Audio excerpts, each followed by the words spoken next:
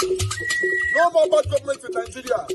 Nigeria what? The only media that have been consistent speaking against the bad government and for the purpose for reformers. Nigeria what? Yo!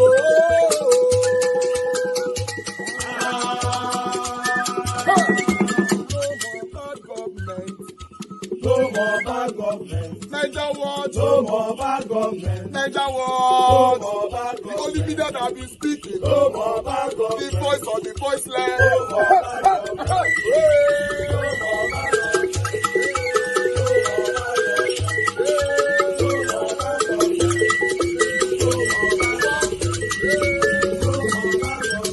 Niger what? No more bad government. For the poor. No more bad government. Niger what? No more bad government. Niger what be here? No more bad government. No more bad government. No more bad government. In Nigeria. No more bad government. No more bad government. No more bad government. The only media. No more bad government. The number one media in Nigeria. No more bad government. That have been speaking against government. No more bad government. Niger what? No more bad government.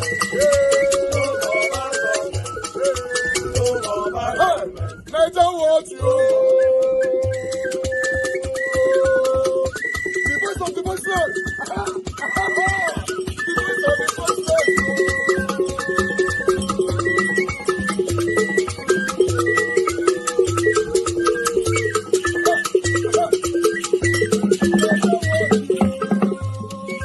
Voice for the voiceless. Voice for the voiceless. Niger what? Voice for the voiceless. Niger watch media. The only media that have been speaking against bad government. Being consistency since 1944. Voice for the voiceless. Voice for the voiceless. Umuwame. Voice for the voiceless. Umuwame. Voice for the voiceless. Voice for the voiceless. Voice for the voiceless. Voice for the voiceless. Voice for the voiceless. Voice for the voiceless. Niger watch you. We have been seeing all you guys have been doing, and we recommending to everyone in Nigeria, saying that you guys are the number one. Niger what you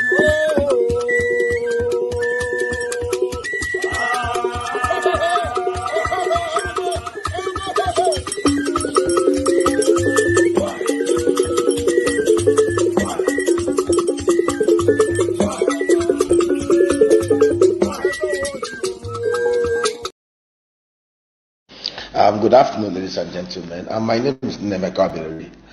I just saw the news flash on the decision of the MPC, the Central Bank MPC, and it's shocking the steps they've taken with the monetary policy rate and the cash reserve rate.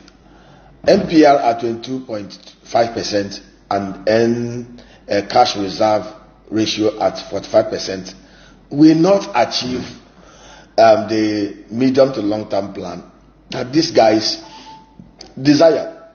Let me tell us what will happen for the benefit of those who may not be so vast on financial matters. Monetary policy rate is the rate, discounted rate of the CB, in fact, of the banker to banker, the Central Bank of Nigeria. It's actually the base rate.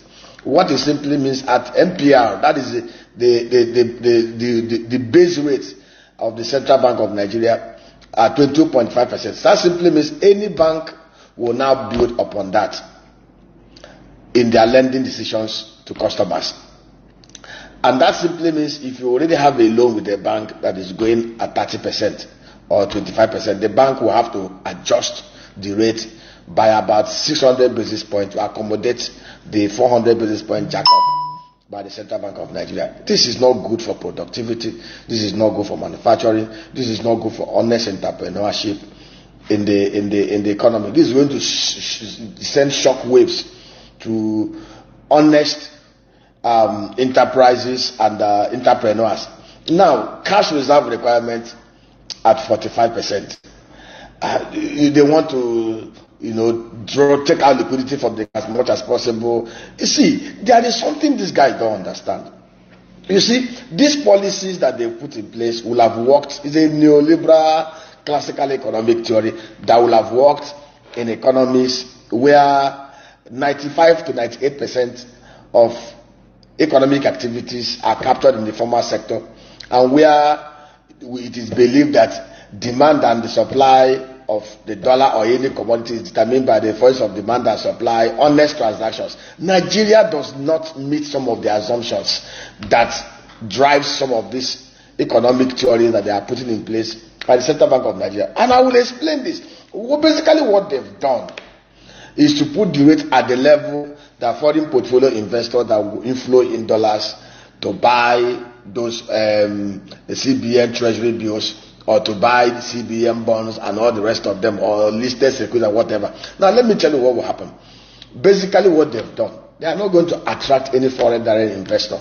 Basically, the hot monies will flow into this economy. There are people in Japan, in other places, that can take money from banks in their country at even less than 1% or 1%. All they will need to do is bring in the dollar, do a swap with the Central Bank of Nigeria. In such a way, they will tell the Central Bank, hey, I'm bringing my dollar today at this rate. In the next 3 months, I'm going to take back, or 6 months, I'm going to take back my dollar at social rate, a band, and then they will pay premium for it. And the CBN takes their dollar, gives them naira, they buy the bonds or they buy the T-bills. 6 months, they exit.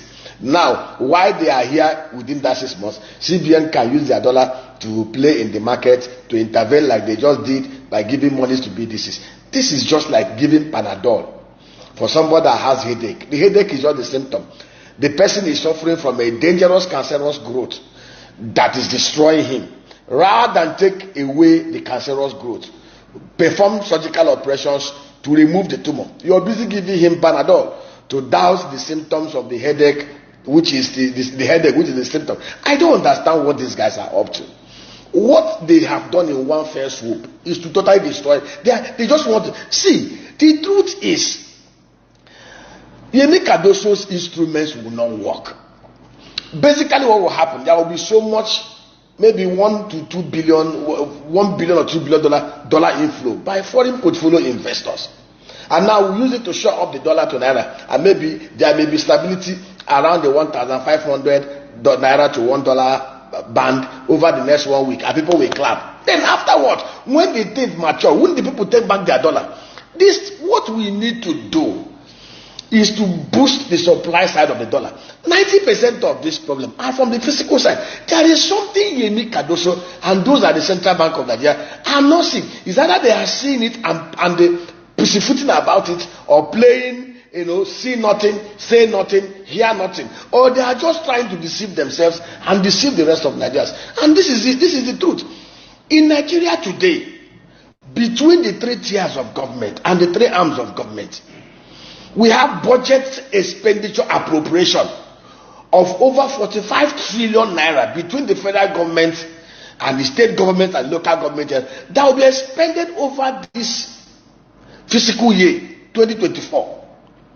Federal government of Nigeria has appropriated expenditure, budgeted expenditure of about 28.7 trillion. The states have their own, and the truth is, half of this money, or even more than half of this money, are going to be looted.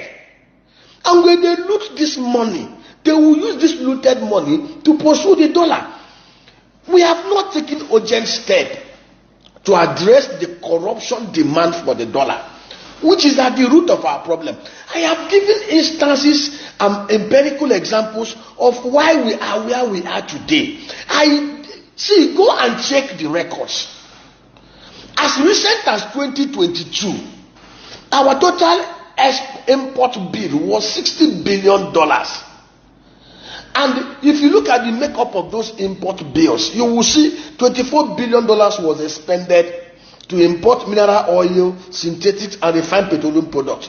2.3 billion was used to import plastics. 800 million was used to import fish and the aquatic products. $450 million was used to import dairy products. Even palm oil, we imported palm oil, 600,000 metric tons. Most of the things we imported are things we will have produced here if we have physical governance, security measures, and the transparent things in place by the physical side. We have given them proposals. We have given them strategic work plan on how we can ramp up crude oil output, on how we can tie allocation of marginal fuels to people producing evidences of guarantees from first-class European banks, and then showing forth that they are going to be using the crude oil that will come from the marginal fuel will be refined here. Evidence and capacity that they can do modular refineries. Of course, they will have to dredge the waterways all the way from the Escravos through Ogara, through Koko, through Warri, all the way to the Niger, so that people can actually set up modular refineries by the banks and use bodies to move their crude. When we can refine everything we consume here, even the plastic that we spend $2.3 billion to import can actually be produced here. Industry is massively producing plastic. One of the raw materials, major raw materials for plastic production is crude oil. Derivatives, crude oil byproducts. What is so difficult for these guys to comprehend? We are chasing the symptoms rather than tackling the root cause of the matter. The root cause of the matter is the criminal demand for the dollar. Even if you mop up all the liquidity in the system, even if you staff investors or honest traders or honest entrepreneurs access to Naira, can you deny the governors and the local government chairman and the leadership of the 1,300 MGAs access to Naira in their accounts? How do you stop them from using the Naira to buy up the dollar that you have given to the BDCs and the dollars in the banking system? We all know the truth that these governors cannot loot. These local government chairmen cannot loot. These ministers cannot loot if they do not have assistance from the cowboys in the banking industry. What we should be thinking about today is what urgent Marshall plans do we put in place to devolve and restructure the security architecture of Nigeria in such a very measured and tactical ways that we can ensure protection of life and properties in across every inch of Nigeria over the next 3 to 6 months. These are the kind of things we should be talking about. How do we stop the corruption demand of the dollar? How do we put in place measures to stifle the public sector officials from taking Naira from Jack and FAC and IGR to buy dollar? The demand for the dollar, legitimate demand for the dollar for transactional purposes, would not have caused the Naira to depreciate from 199 to 1650 over a period of 9 years. Go and check. Over the last 9 years, our total import bills, including monies expended on education and health, was about $451 billion. Our total exports, including monies inherited by Buhari in foreign reserve, including borrowings, new borrowings of $2 billion, including the export remittances through the former window of $168 billion, not even counting the informal inflows that came by way of dollar, cash, euro, and pound sterling. If we put all these things together, we will have had excess of at least $200 to $250 billion in our system that will have allowed this economy to be stable. That will not have even allowed the Naira to go beyond 199 under Jonathan before he left. But basically, most of the dollar that leaked out of the system leaked because of the criminal demand from it. They transferred monies out that did not pass through the CBN window. They buy dollar, they put in the account, they wire them out to buy properties in Dubai, in Maryland, buy yachts, buy luxuries. Come on, we know what is happening here, for crying out loud. If these guys are serious, without chasing shadows, what they should have been doing now is to send an executive bill to the National Assembly to ban use of dollar cash in Nigeria. Make it compulsory that nobody should use more than $1,000 cash in any transaction, even $500 cash. Anybody who uses any dollar cash or seen with any dollar cash that is more than 500 to 1,000 should be arrested and prosecuted, 2 years imprisonment without option of fine. Allow the policemen, if they see any dollar with anybody with any dollar more than 1,000, confiscate it, prosecute the person. then there can be no dollar outflow out of this economy that is not done through the Form A and Form M windows, documentary letter of credit. So that even if you legitimately make your money, you want to buy a house in Maryland, you can show the evidence, fill your Form A or Form M, transfer your money. But we know that the criminal looters of this country, who have no honest enterprise, cannot legitimately use such documentary routes to move their monies out. So basically what these guys should be doing is to see how they can stifle the criminal and speculative demand for the dollar. But of course, they won't do it. We know they are chasing shadows. They won't do it because they are already planning for 2027. If they don't mop up the dollar cash and the dollar funds, how would they be able to bribe delegates and bribe electoral officials to help them rig election? If they put in place these measures we are suggesting to them to do, which is the honest measures, how would they be able to pay bribes? We are in a very serious trouble in this country. NPR at 22.5%, CRR at 45%. This guy practically wants to stifle honest economic activities in the system. But he knows of a truth that the 45 trillion budget expenditure by the governors, the MDAs, the presidency, that 60% of those funds will be looted. It has become a systemic thing in Nigeria. What kind of country is this? Who is advising these guys? What kind of nation is this? They know the honest thing to do. They will not do it. If we have been spending $24 billion on white petroleum products or mineral oil, any honest government will be putting in place measures to ensure that we quickly ramp up refining within Nigeria to stop that outflow. If we have been spending almost $800 million importing palm oil, any serious government will put in place integrated and structured arrangements between the federal government, state government, and local government to develop 300,000 hectares of Tara palm plantation, set up cottage factories. Most of the fabricated equipment can be fabricated here in Nigeria to ensure that we cover the supply gap, domestic supply gap. If we have been importing 2-3 million tons of rice, rice is something that can be cultivated and grown and harvested in 6 months. Any serious government will put in place martial emergency measures and integrated arrangement between the state, federal, and local government areas to cultivate 1 million hectares of rice within this window and provide security in those clusters in such a way that we can be able to produce and ramp up 12 million tons of rice in Nigeria and half the price within the next 9 months. These are the kind of things right-thinking people should put in place. But unfortunately, what we have today, they know the truth. See, let nobody be deceived. These guys are in no hurry to fix this land. They just grab power for the sake of grabbing power to continue looting for where Buhari stopped. May God have mercy upon Nigeria. Gosh! Wow. Good morning, good afternoon, good evening to every one of you, my people. Thank you very much for your time with us today. I want to quickly apologize for us coming out late. I actually mentioned it yesterday that we're not going to be coming out early today. Probably tomorrow as well, because there's something that I have a meeting that I needed to attend to. So we finish at 7 UK time. So before I drive and I get home. So yeah, but it's just going to be this week, I guess, or maybe next week, Wednesday as well. I don't know, but if I can round up tomorrow, that will be fine. If not, it's going to Monday and Tuesday will be fine, but Wednesday might be the final day. But understand with us. Thank you very much, my people. God bless every one of you. Thank you for your time with us.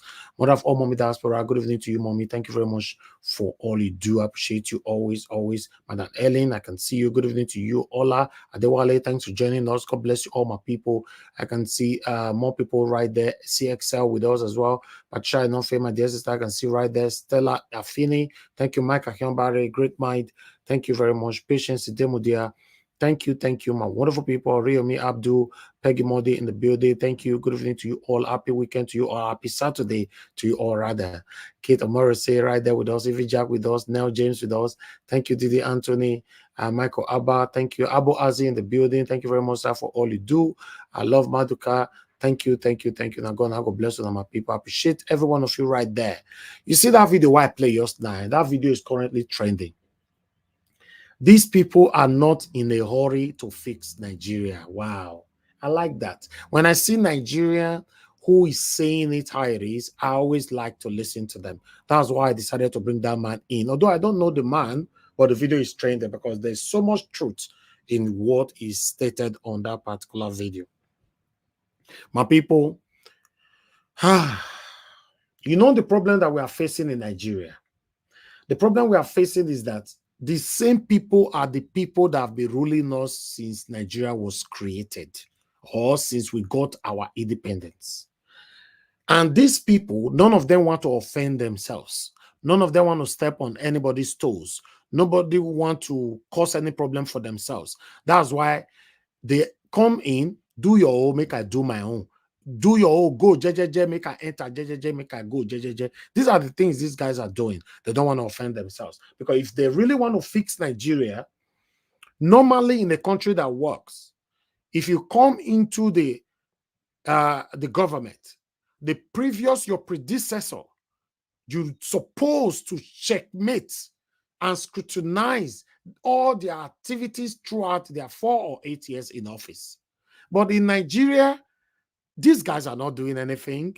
They just come in and continue from where they want to continue from. They don't question their predecessor. They are not interested. Although Tinubu's administration have said so many times, oh, we inherited debt from Buhari. We did this and we did that.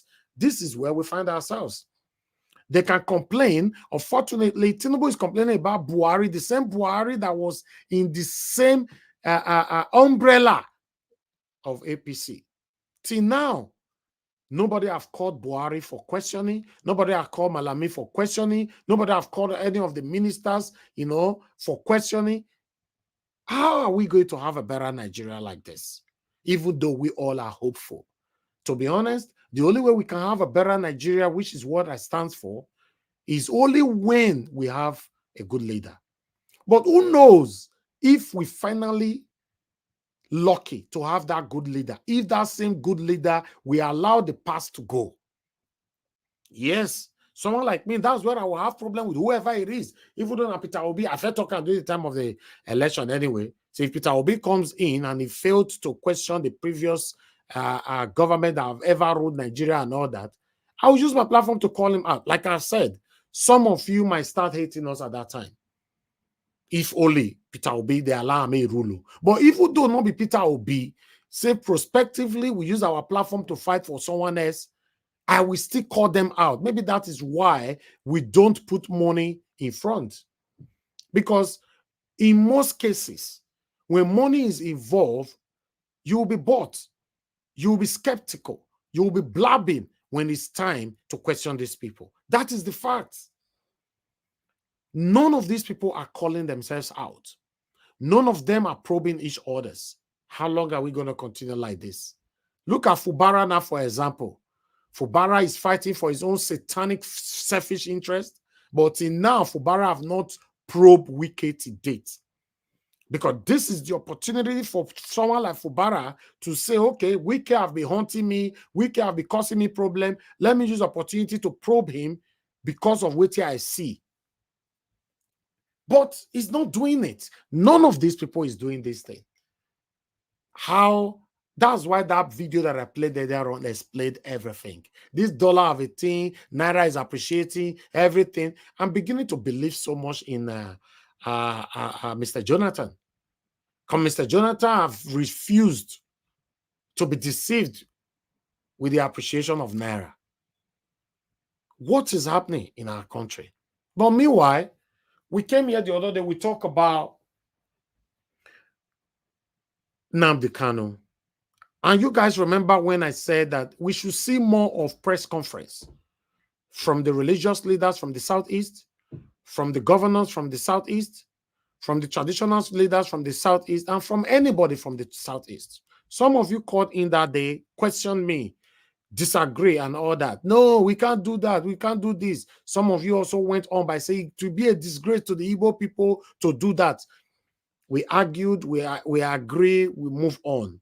You see, today, I was happy to see a press conference from some of the concerned Southeasterners. This is what I'm talking about. When I'm saying these guys are listening to us, Sometimes you guys are not aware the power that you have coming here to pass your messages. If you now the political fugitive ni. So àwọn tó ń cash out lórí ọ̀rọ̀ Nnamdi Kanu, àwọn ló pọ̀ ju ẹ̀ṣẹ̀ Nnamdi Kanu lọ. Kó bá wo ọ̀rọ̀ yẹn, kó fojú àánú wo ọ̀rọ̀ yẹn. That you should have mercy. You should look at the issue with a merciful eye. Because Nnamdi Kanu is just a political fugitive. And thank God, today we have a president who is down with every issue of incarceration. He himself was once in that situation. He almost lost his life in Niger Republic when Abacha was president of Nigeria. He was almost killed. It's the same issue, the same situation, Nnamdi Kanu. So we are here as concerned citizens of Nigeria, from all walks of life, from all crimes, all everywhere in Nigeria. We have our Igbo brothers here, our Hausa brothers here. We are all here, appealing as concerned, appealing to Nnamdi Kanu. This issue is not an Igbo issue. It's an issue of Nigeria. Sure. It's a national issue. Sure. This man Nnamdi Kanu, if you meet him one-on-one, the pain he's going through. He has lost a lot of resources. What happened to him in Kenya? If you were there, if you watch the video and you read the papers, what happened to him? He was beaten to stupor, and since then has been in jail. So we are appealing to our president, who is very much conversant with the terrain of incarceration such as this. Thank you very much. A Hausance an ce ba a cin gari sai da mai gari. Kuma na san cewa shi shugaban kasanmu Alhaji Bola Ahmed Tinubu lokacin na deko shi ma ya wuce irin wannan halin. Kuma ya san yanda abin yake zafe mutane. Muna roƙon shi saboda ubangijin Allah dan darajar Annabi sallallahu alaihi wasallam ya fitar da mazin Nnamdi Kanu. Sai Najeriya ta samu sukuni. Na gode.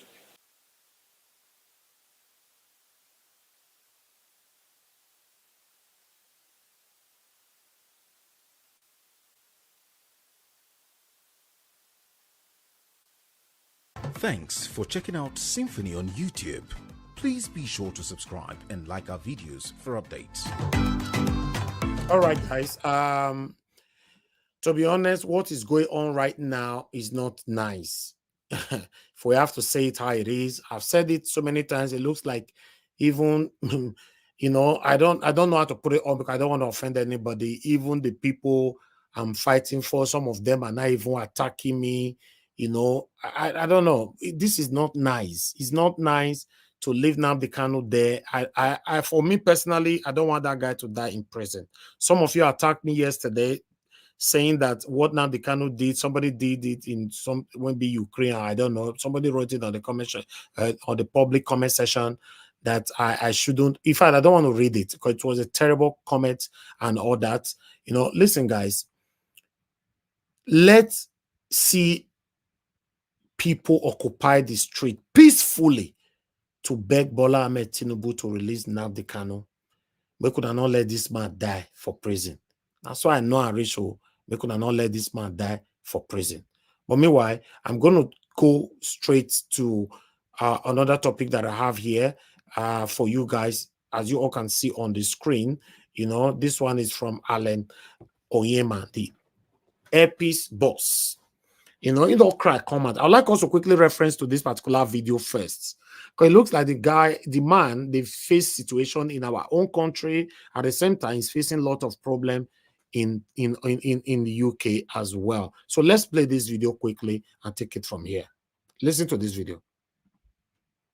What happened yesterday at the international airport when our own aircraft landed? Thank God I was there. This thing had happened before. We reported to FAN. And let me excuse the leadership of FAN here. Mrs. Olubumi Kuku is doing fantastically well. Himself and the director of air operations, Captain Ablahi Mahmoud, they are pained. They are pained with the wickedness in the system. Civil servants. The wickedness in the system is thinking. Your only carrier doing international operations in Nigeria would land and you keep us somewhere in the bush, disused side of the airport, and expect us to be busing passengers, bringing rickety buses to come and take international passengers. to the new terminal where these foreign airlines rejected when they opened. It was Airpeace, because it's my country, that decided to go in there. They begged Airpeace to do that. We went in there. When they did the runway, they wanted to do runway analysis after the lighting. It was Airpeace Nigeria begged. They didn't have money to fuel a 777. A 777 consumes about 8,800 liters of fuel per hour. It was Airpeace they brought to come and test it. We even told them, let's use our smaller planes because of the cost. They said, no, it's the 777 they will need. We did it free of charge. I don't want to enumerate things we've done for both the government and people of this country. Now, the new airport, you will park us 2 kilometers away from the terminal. Then you expect us to be doing bus, whatever. That plane that landed yesterday, it would have taken about 6 hours for people to exit that airport. Because first of all, they put us near Nako Shed, very far. Nobody is using that end. No aircraft, not even foreign or local, nothing there. That was where they told my pilot to park. Meanwhile, C-23 at the new terminal was open, where you can just park the aircraft and the Avio bridge will key in. And when my captain called, he said they reserved it for a foreign airline. Quote me. At the expense of a Nigerian airline. A Nigerian airline? Yes, they did it before. They did it before. One of my captains, Captain Kalisto Sifai, disobeyed them. And they wanted to punish him. I came out. And Olubimi Kuku and his team, his management, criticized that. In fairness to her, they criticized that. Now it happened again yesterday. Our aircraft from London was to be parked in one bush 2 kilometers or so, or 1.5 kilometers to our terminal. Full flight. Full flight. So imagine the time it would take to take people from that place to the terminal building. Imagine the time it would take to offload before you start going into the carousel that are not even working very perfectly okay. It would have been taking about 9 hours. Nigerians would have hated Airpeace because they wouldn't know. And that was the game. So you are contending not with external conspiracies. There are internal conspiracies within Nigeria. Some Nigerians they are praying that we fail. But the good thing is that nobody is God. And the good thing is that 90% of our countrymen and women are very happy. That's our consolation. But there are people out there, but they are in the minority, so negligible. I don't even bother about them because they cannot scratch Airpeace. Whatever they write or whatever they do cannot scratch this airline. But it happened yesterday. And when the woman discovered it, she was livid with rage. I mean, the MD of FAN. So, but look at what I did. I called my operation control center who could reach the pilot because I couldn't connect with the pilot. I called my OCC. I told them, tell that pilot not to move that aircraft. Block that taxiway. No airline in the world would have been able to park yesterday. And that was what happened. British Airways landed. That was when they started making moves to tell us to go to where we rightly belonged. And remember, this woman had said on television, he had that, when she said that a place had been dedicated for Airpeace as the home airline. When you go to Britain, you have an entire Terminal 5 for BA.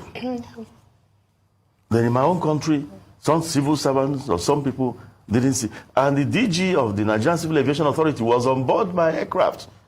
About 4 senior staff of NCA were on board of that aircraft. And he had to go, because they delayed the flight about 30 minutes. Standing in one place for 30 minutes.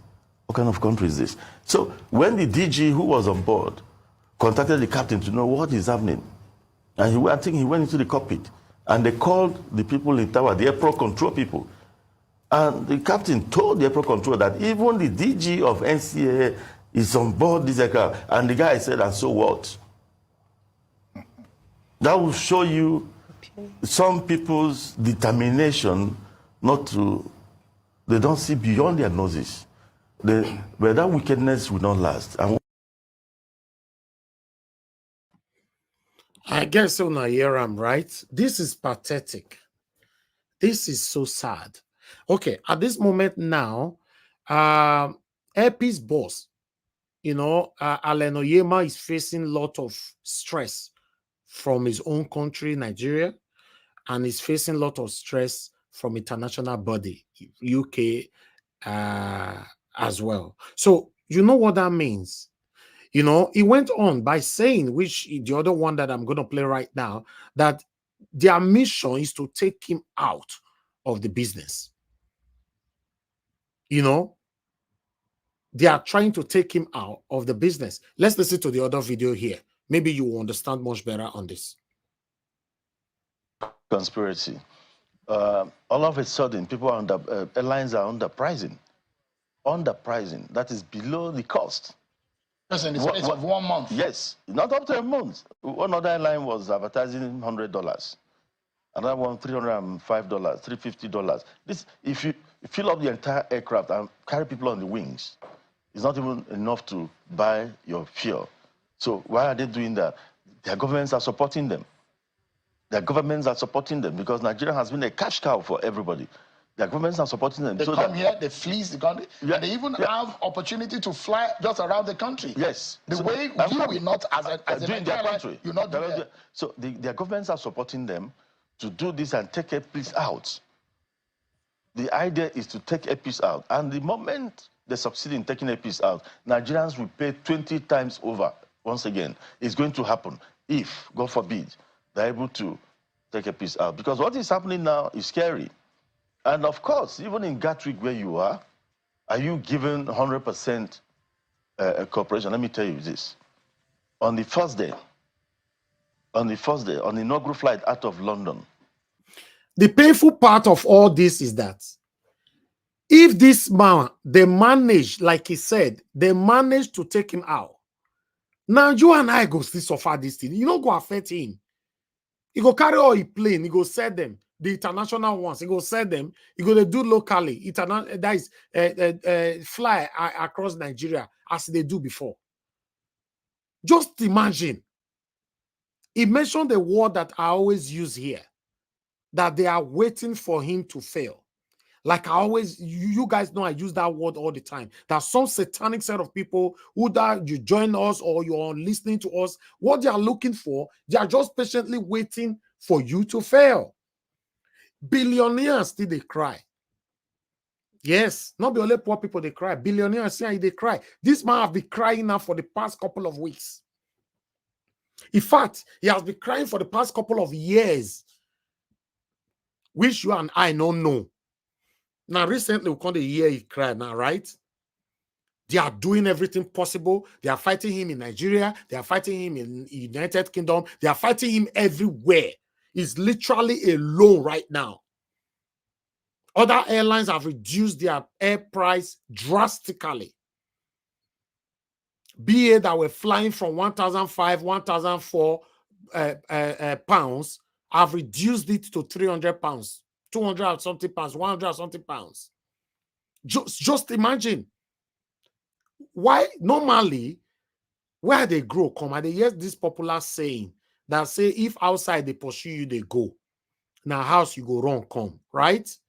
But why can't be say outside they pursue Onyema, house still they pursue him at the same time? Now something bad this man do say making rescue Nigerians from paying exorbitant price on flights. Now bad thing. Why do we hate ourselves so much? Why do we hate ourselves so much? It's crazy. I don't know how to understand. In fact, let's finish this video. Because what is happening now is scary. And of course, even in Gatwick where you are you given 100% cooperation? Let me tell you this. On the first day, on the inaugural flight out of London, 24 hours to the time, they moved us to another check-in area other than the place assigned to us.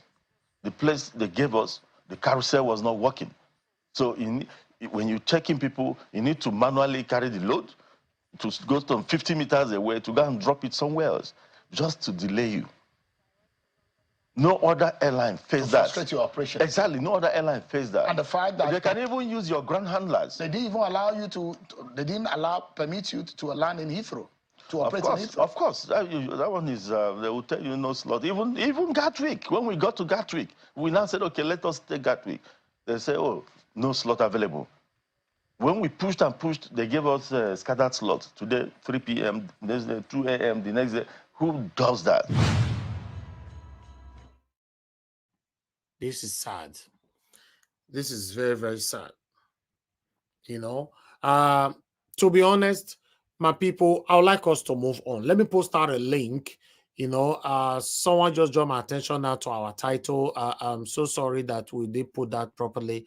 Let me quickly sort that out. Yeah, thank you very much. I appreciate you. Thank you, thank you, thank you. Sometimes when you are rushing like this, things like this happen. You know, thank you. Now God bless you. Now, my people, I appreciate every one of you. Yes, this is one of the things we like here. Please always draw our attention to our wrongs, because it's not easy. We are just human beings. You know, it's not easy to do this. You know, please press on the like button and help us to share. All right. You know, let's do this. I'm going to post out a link right now for those of you that want to join this discussion. You know, while I still have one more to go, still have one more. That is article now. Videos, we are done. For those of you that want to join us, please click on the link and join us now, because once I read this article, you know, we can just start talking straight away. But let me take this article quickly so that we can move on. Bear with me, guys. Let me put this article on your screen. It's still Onyema again. It's crazy. Okay, as you can see right there, Lagos-London flight, Nigerian Airlines must be united to compete with foreign carriers, says Air Peace chairman. The guy is speaking. He's really, really speaking. You know, so it's crazy. So for me, that so many things there which so many he talk for here, not be small, but I don't want to read more. You know, you see, so many things we talk for here. He explained more here than even the video. So, but still, I'll just leave the headline. You know, let me quickly accept the people that is already here with us so that we can take this with us. You know, let me take another article quickly. Thank you very much, my brother, Mr. Alex, for joining me. I'll join you. I'll come back to you shortly. Let me take another one here. As you can see right there, Nigerian policemen extort 100,000 naira from Cyprus returnee in Lagos after seizing his phone. Now, saying for there, so sad, but we thought we should report it. It's coming from Sahara Reporter. Let me quickly, I think I have just one more to go. Yes, as you all know what is currently going on right now over this Bobrisky thing, you know, let me quickly put this on screen before I come back to what I wanted to say. You know, let me put this on screen. You know, Bobrisky have been sentenced to 6 months. We talked about it yesterday. We are holding Bobrisky in a May facility. We will protect him from sexual predators. Correctional service officer. Now I talk this one. Say they go protect him. You know, not be small for voila. But meanwhile, let's come to what I want to talk about. According to them, Bobrisky was arrested because of, you know, let me put it here. Idris Bobrisky Okuneye, a cross-dresser who delights in adorning female outfit, will be kept in the May session of the prison facility throughout his 6 months imprisonment. People's Gazette has reliably learned from officials of the Nigerian Correctional Service. Okay, now I have a video to tally this up. Let's come to this particular video here. Yes, Mr. Jonathan, can see you. I'll accept you shortly. Bear with me. Okay, let's come to this particular video here. Because when we talk about our country sometimes, about our law and many other things that they are being selective, some of you would think that we just want to talk. Now, if you want to talk about people who really they spray this money, what they talk so. See them. Now, there are two with this. See them. Obi Kubana and Chief Priest Kubana. And EFCC not there, go arrest them. You see, although I'm not in support on whatever Bobrisky is doing or whatever, but I stand for the truth. It's just like somebody were telling me the other day, oh, you are not supporting what Nnamdi Kanu is doing, but you are advocating for him to be released. Because yes, You cannot lock somebody up while others have been released. That's me. I don't need to support what you're doing. If you want everybody to be punished or penalized, punish everybody at the same time. But you being selective, that is what I call practicing of nepotism and favoritism. That is what is happening right now. The FCC could not dare to go arrest these people. They not arrest. Okay, let me read the headline quickly. As you can see there, from Cubana brothers to Ned Nwoko's wife, how EFCC ignore Nigerian elites, misuse of Naira to unleash nightmare on Bobrisky, other everyday citizens. They don't feel arrest these people now. See people where they really waste money. They don't bring their face come out now. You know? But unfortunately, I don't want to read that more because I just want to leave it there. But I don't fit there as these people question. So now country, you and I did so. If we really need to be, you know, sincere to ourselves. Now country with your day, so we be say these guys are being selective how they take their own decisions. This is not fair. So my people, thank you very much. This is all we have for you today. I'd like us to start talking. I only have 2 people on the panel. I'll post out a link again for those of you that want to join us to join us. But if nobody's joining us, I'll allow the 2 people to speak. Then we end the show. Now, God bless you, my people. Good morning, good afternoon, good evening to every one of you right there. I appreciate you all for your time with us. In case I didn't mention your name, but I want you to understand that I appreciate you. I appreciate your time with us as well. Let me take some calls quickly. Thank you very much, Lord of God is my strength, madam. Thanks for calling in. Please talk to us. 3 minutes. Thank you. I quickly really pick up this phone because I'm really upset. I'm really upset to this Nigeria behavior. LPs has come out to help us. LPs has come out to help Nigerians. This man has been putting himself, his finances, everything in line to help Nigeria. What is wrong with us? Why are we against our own and we will call ourselves one country? That is one thing I love about Americans. I'm sorry I didn't greet. Oh, I'm really sorry. Good afternoon, everyone. Good evening, everyone. We on understand. The panel comment section. Please, it's so upsetting. America, they call it United America. They stand together. Somebody from Texas will support somebody from Orlando everywhere in America. They stand together. They call themselves America.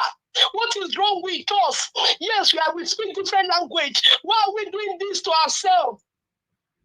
And we are talking that one thing, do one thing. Everything, this language barrier in Nigeria is causing big problem. Who is against it for people? What have they done? They've done nothing to anyone. Please allow these people to live. You cannot curse who God has not cursed. These people, they are blessed. They don't have any enemy in them. Where is everybody fighting them? Where is everybody wanting to bring them down? What this man has done for Nigeria, this LP's man, nobody from one part of Nigeria has done it. He has gone all his way so that Nigeria can suffer. But you people, when you are hiding your witch and your wizard, you want to bring him down. You people will not bring him down, no. It's enough. I'm really upset. What are we going to do to say the women when they gave him in Gatwick, when they gave him overnight, they changed it. And then gave him a place that cannot operate. People were carrying their load on their head. Why are we like this? And later we will say Nigeria cannot break. It's not negotiable. But you people are the one breaking it. It's enough. Quickly, let me go to Bobrisky. What Bobrisky is doing is us. Yes, I don't like it. But it does not mean that when we see two, we will not speak about it. It's not only Bobrisky, Idris. It's not the only one that is throwing money on the floor. We see it, but every other people, they do it. Why is it that it's the only one that went to prison for this act? It is wrong. There's no equality in Nigeria when it comes to punishment. Some people are special. Some people they will take them away from punishment. Nigeria, we need to change our behavior. It's not nice. And quickly, let me talk about Nnamdi Kanu. I think it's night time now that we should look at what to do. Maybe to organize ourselves in protest so that they will know that we are serious about Nnamdi Kanu, so that they can free this man to go. They free Sunday Igboho, they free Sowore. What else again do they want from Nnamdi Kanu? They should leave him to go. Thank you. Thank you very much, man. God bless you. Thank you. Thank you. Thank you. Yes, ma'am. Okay, let me take Mr. Shimeze. We have you here. Good evening to you, sir. Please talk to us. You have 3 minutes. Hello, much. Yes, sir. 3 minutes. Please talk to us. Good evening to you, sir. Yeah, that was good. Good afternoon. Good afternoon, everybody. Yeah, that was. I think you talked about dollar yesterday. I was laughing at you. I know you've been sarcastic yesterday. I said, look how Nigeria was saying. You know, you see that thing that man said. You see Nigeria. You know, I said something last time. When I was so angry about Nigerians that say, oh, dollar. I said, dollar is not their currency. Nigeria don't use dollar. It's not their currency. We use Nigeria use naira. Why so hard this every time dollar? That's the problem. I keep saying it. The way that man said, he said it all. And they don't know that we're just, they want to people. This government want to do something. They want to do something people will see and clap for them. That's what they're doing. And so Jonathan telling us, these people don't know what they're doing. And that is true. They don't know what they're doing. They just want the public to clap for them. That one aside. For people that are saying about the guy that speaks Yoruba in that conference or the meeting they are, he said something about Churumbu. You should remember when they jailed him at the Cotonou or so, Republic of Benin. For me, the only thing I will say there, that say in my Igbo, say, if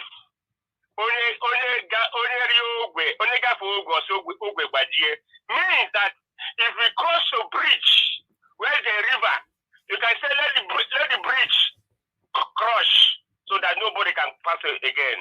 That's what that thing means. I will leave that one aside. Then pertaining peace need to be very, very careful. Believe me, all these people, they don't like him. He need to be very careful. Ask yourself why companies are why are they moving out from Nigeria? Why are they moving? Because Nigeria is not working. It's not working. You can't have billions of naira or dollars business in Nigeria, and with this and with the way they run the country. If a real business person that bring his business there, no. Believe me, they will frustrate you. And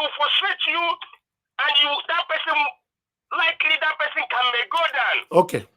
By the grace of God. Thank you. Babies need to be very careful. Please, this flying on air is not moving. Even moving on the sea, moving on the ground. No place is easy. But please, you need to be careful. Okay. Thank you, sir. About people. You know why I say this, Elvis? The reason why I say this, please. You see this some people's mind are demonic and devilish. So they won't go and harm that man. I know where I'm going. Something to make poor. That's where I'm going. You need to be very, very careful because they will chase him, they will find him, they will anywhere, they will go to any length. You need to be careful. Thank you. That's the only thing I can say to him. Thank you, sir. Your time don't pass since now. Why can't you work with time all the time, Mr. Shimize? But we cannot have a better Nigeria when we give time, we don't keep to it. See, I give you 3 minutes. You are 5 minutes now. Okay, 30 seconds. Okay, what I want to say, the incident that happened with the junior pope. It's hard time. Nigeria will put stop on this. Not when someone dies. Some people will use it to cash out. Instead of them to find solution for what happened, they will use it to cash out, making some rubbish, using a dead somebody to cash out. I think when something happens in anywhere, police need to mind there. Anybody that find his phone recording need to seize that Exactly. That's what I want to say. Exactly. Bye-bye, I support that 100%. To be honest, my people, I think we mentioned this yesterday in terms of Junior Pope. You know, I'm proud of myself. You know, I understand some of you give me credit all the time, but I want to say, me particularly, I'm proud of myself. And those of you that is giving me credit, God bless you all. Because not everybody that open their mouth to give you your credit. Check it. Since where this guy died, check where any of my platform. Many of you know all my platforms where I post and put. People are cashing out on a dead body. I was discussing with somebody this afternoon. This is what we're discussing privately. I was like, oh my God. Do we still have human feelings at all? It doesn't look like. Everybody want to quickly post the video, make money. It's crazy. His fellow Nollywood colleagues are posting all his videos quickly. What are we running for? I don't want to divert this whole thing. Thank you very much, my people. I appreciate you. Let me call on the next person on the panel. Mr. Alex, thank you very much, my brother, for joining us. Please talk to us. Good evening to you. Mr. Alex, are you there? Okay, you are not there now. I think because you are not muting yourself. I think I need to come back to you. Let me go to Mr. Jonathan. Mr. Jonathan, please, I would like you to talk to us. Good evening to you, sir. It's good to have you here with us today. Thank you, sir. Hello, Mr. Elvis. How are you today? Yes, I'm fine. Oh, thank you very much for always being here. I appreciate you. Yeah. Thank you. I greet everyone, all those that are the fellow panelists. I greet you, Mr. Alex, and all those that are in the comment section. I welcome everyone, and those that are watching. Thanks very much. Today, the video that we showed today regarding the man. That man, I know the man. I've kind of forgotten his name. He's an economist, and see, Nigeria has a diverse problem. All they know to do in Nigeria is oppressing, suppressing, just carrying out personal vendetta. That's the government. They are good at oppressing people, oppressing the citizens, suppressing them. They carry out personal vendetta through the instrument of their public offices. That they are very good at that. At that, they are very good. Implement policies that will bring growth to the country. That they can't do. They can't do that effectively. But to oppress and to suppress, wow. If that is what makes countries great, I can tell you Nigeria will be among the G7 of the world today. They are very good at that. But today, I am happy. The video that we presented today, I am happy, and I have been vindicated, not just by anyone, but by someone who knows exactly what he was talking about. He knows exactly what he was talking about. I've been vindicated. So when people come out, and many people, when it comes to this issue of naira, dollar, Nigerian economy, government policies, the problem, many people just don't know what they are talking about. But again, everyone has right to his or her own opinion. But it's always good to put out the facts out there. Just put it out there so that people can understand. We can understand each other. We can learn from each other and understand each other better. He laid it out. He laid it out there. Everything he said is just in the money. The problems of Nigeria. That is our problem. We have our social problems. We have our security problem. But economic problem or problems, that's it. Everything they have been doing, you see yesterday, you still ask the question. Naira is now 1,000 It's now 1,000 naira to a dollar and all the rest of it. You just have to keep calm for these people, as they are carrying out this their economic voodoo. I've said it on this platform several times. It will just be today that, I just have to repeat myself again today. I have to outline it one by one again today, because I've been vindicated by someone who knows what he's talking about, an economist who came out to say the truth. There are so many of them out there that they will not come out to say the truth. They will be misleading Nigerians. They know the truth, but they will not say it because of what they want to eat, because of this stomach infrastructure and psychophancy and all the rest of it. But this guy came out and he just laid it out. I hope the guy will be safe. They won't go after this guy. Everything they are doing will not work. Let's just say, and I said it on this platform again. In fact, I have to use my own personal experience.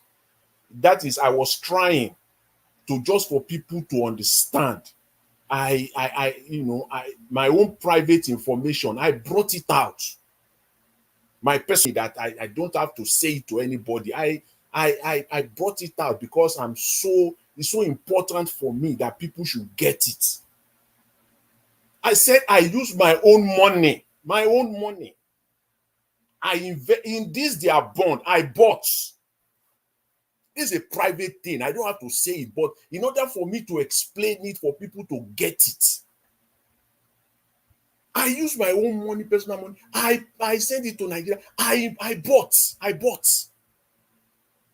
Because it's 24.75%. Why will I not do that? Where you see it's free money. I also, my own money there, where no matter how little it is part of the money Yemi Cardozo is using today. And so the billions that came from abroad, because of 24.75%. Where will you see that end in the world? Is it in United States? Is it in Japan? Is it within the EU? Where? It is just like free cash. They are distributing it because they are desperate. They will give you, the people come up with that money. They come up with their dollar. And the arrangement is that after 6 months, I said 1 year, that they will have to pay this money back. And when they are paying this money back, just wait. Wait now. You people that are dancing now, people that are clueless, they don't understand. They will pay this money back. Because they will give these Europeans, they will give them their money back in dollars. See that dollars that they are using now. I don't know how low one can go to explain this. See that dollar that they are using now to bring down the dollar for the naira to appreciate. See that dollar that they are using now, they will need it back to give back to these Europeans. So some of them are 9 months, some of them are 1 year. They will give them, Yemi Cardozo must give them back their money. And it is not only their money, it is on top. Some, they made the arrangement of 20%, some 15%, some 18%. They will pay this money back with the interest on top of it.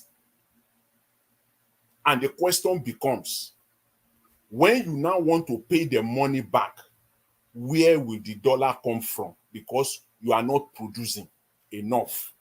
You are not exporting enough. You are not injecting money, foreign currency in enough. So where will it come from? Then the pressure will come back on the naira, again on the naira. All the dollars that they have, they will start buying it back because they have to pay these people back.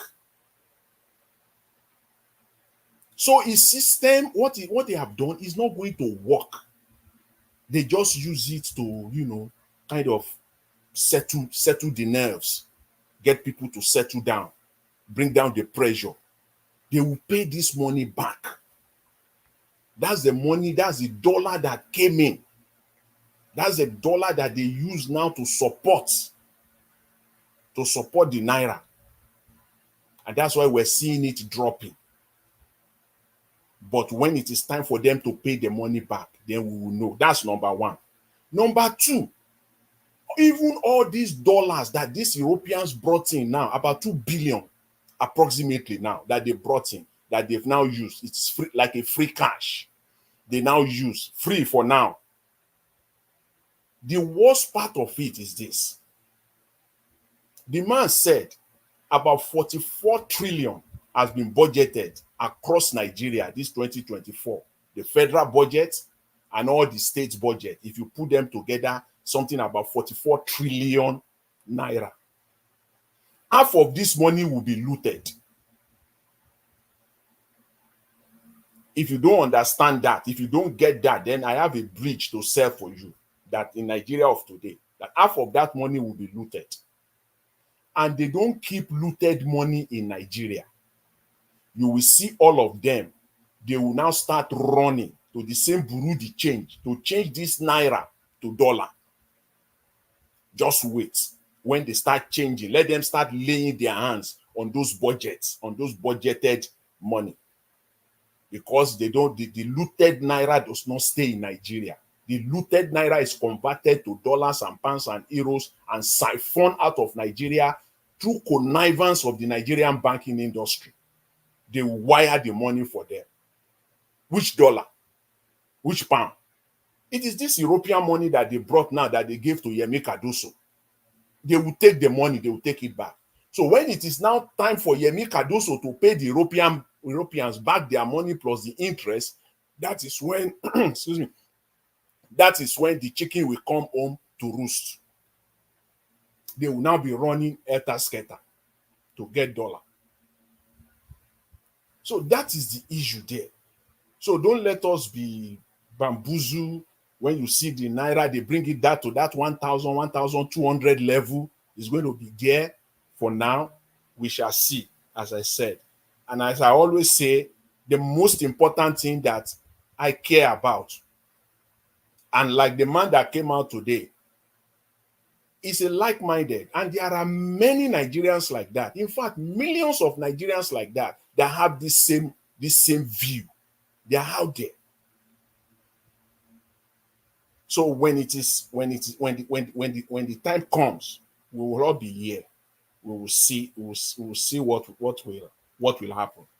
So that's what I would just say, with respect to that.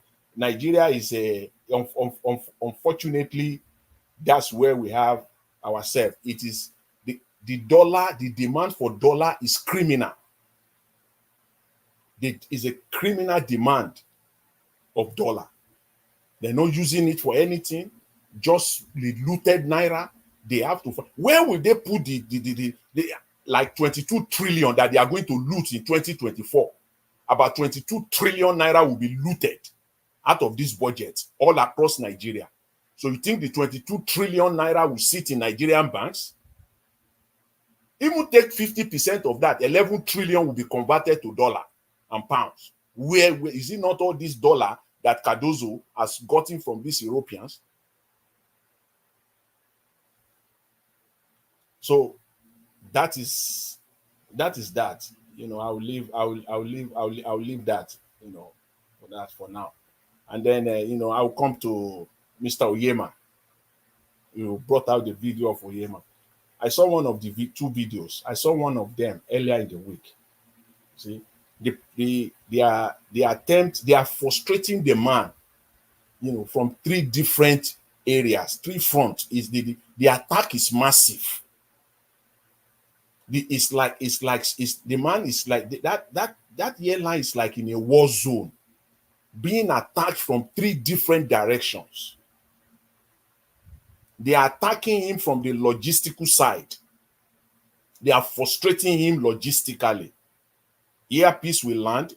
They will go and give them the gates that is way outside. In fact, there will be no carousel. They will have to be using hand to be carrying luggage or luggages. They are frustrating the airline logistically, so that people will can come out and say they don't have good customer service or services, and then people will have to switch to other airlines. People will be having bad experiences. They are frustrating him logistically. They are frustrating him in the area of pricing by bringing down the price. All the other airlines, they drop their prices massively. So which means that Nigerians have been looted. The individual Nigerians that are traveling, they've been cheated upon for years by these foreign airlines. They don't care. They don't care. And these same foreign airlines, just look at it, they are part of our problem today. They are part of the reason why the Naira drops so much, because at the end of the day, they will sell this airline ticket 3-4 times over, and they will still want to change the Naira to dollar. So they are taking 2, 3, 4 times more dollar out of Nigeria that they should have taken. So they are putting more pressure on on the Nigerian currency. They are part of our problem. But now they have been forced to reduce the price. They want to frustrate him through pricing. They also want to frustrate him through government support, because their own government is supporting them. Where is our own government? I know they have done 1 or 2 things there, here and there, but this is the politics of it. This is where the government must come out firmly, openly, and speak out and support this airline, support this man, support his company. Because this is of these 3 areas that they are attacking him, this is the most important, the government supports. It is the Nigerian government that will speak out. They will speak out and they will take deliberate actions. If you undo this airline, you treat Airpeace this way, we will do the same to your own airlines here. Because at the end of the day, if you want to use the treatment you have given them, at the end of the day, you want to come out and say they don't have good customer service, therefore you want to discontinue their flight. It will not hold. It will not be tenable, because we know everything you are doing now is all deliberate. So it is the Nigerian government that must speak out and back this airline up. It is the duty of the Nigerian government, because if this Airpeace should fail on this international route, it will bite Nigeria so much. You see, we have not started at all. We're just talking about dollar, Naira. These airlines, all the money, all the prices that they drop, they will bring it back up again, and Nigerians will pay times 3. Thank you. 3 times more. So it is on the government of Nigeria to do the needful, to come out openly, both within Nigeria and outside Nigeria, to support Airpeace. It is a matter of whatever it takes. That is the way I see it. It's a matter of whatever it takes for the Nigerian government. So I will. That's what I want to say on that. And then, but with Bobrisky, in fact, I don't want to talk about him. I don't want to use my own time or waste my time to talk about this guy. All I just know is that I know that he's just a scapegoat. I don't think they are going after the Naira, really him spending the Naira. I think they are going after his transgender, posture. That's what they are going after, and they are looking for a way to punish him and to use him as a scapegoat, because there are so many people that are misusing the Naira. If you want to do that today, and you want to apply the law equally, these cases will fail. The Nigerian court will be filled up with people that have done the same or even worse. So, Mr. Elvis, I'll leave it at that for now. And if there's any other opportunity, thank you. I'll add more. Thank you very much, Mr. Elvis. Thank you, Mr. Jonathan. Thank you so much. That was a wonderful submission. Thank you. God bless you, sir. Let's see if Mr. Alex can speak now, because we're calling him now for the past 2 years. He's not answering. Mr. Alex, are you there? Yes. Can you hear me? Yes. Can you hear me? You now. To you. Please talk to us. Can you hear me? We can hear you now. Yeah. Can you hear me? We are hearing you. We are hearing you, Mr. Alex. All right. Good evening, Mr. Najawash. I'm fighting my network here. It's not Thank you. easy. Thank you. I hope you guys can hear me. Yeah, just go ahead. We Okay. can hear. Thank you. Thank you. Thank you. It's a battle here with a signal, but I'm just going to quickly continue. All right. Thank you. There is an intentional orchestration that Africa will never work. There is an intentional fight. Just the same way there's an intentional agreement, unwritten agreement by some people that Igbo man will not be president in Nigeria ever, but God will help us to overcome that. But there is an intentional activity on the ground going on that by Europeans and Americans, American government, especially business interests, business mogul, oil magnates. They are bent on saying that Africa will never work. When they say Africa, Nigeria, because the day Nigeria stands up, Africa will stand up, according to P.L. Lumumba. Watch African countries that want to stand up, they fight them with propaganda, they fight them, they label them all sorts of names, they call the leader terrorist, dictator, they say all sorts of things. It has happened in Libya, it has happened, even right now in Senegal, in Burkina Faso, they're calling that guy who is doing amazing things there a dictator, and yet they are going after his life. So the problem now is that if you look at the history, the Berlin Conference, where Africa was shared like a piece of bread by this Europe.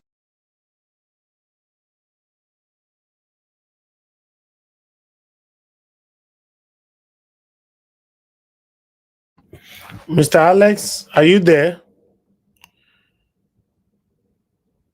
Mr. Alex, we can't hear you. Unfortunately, they don't attack him again.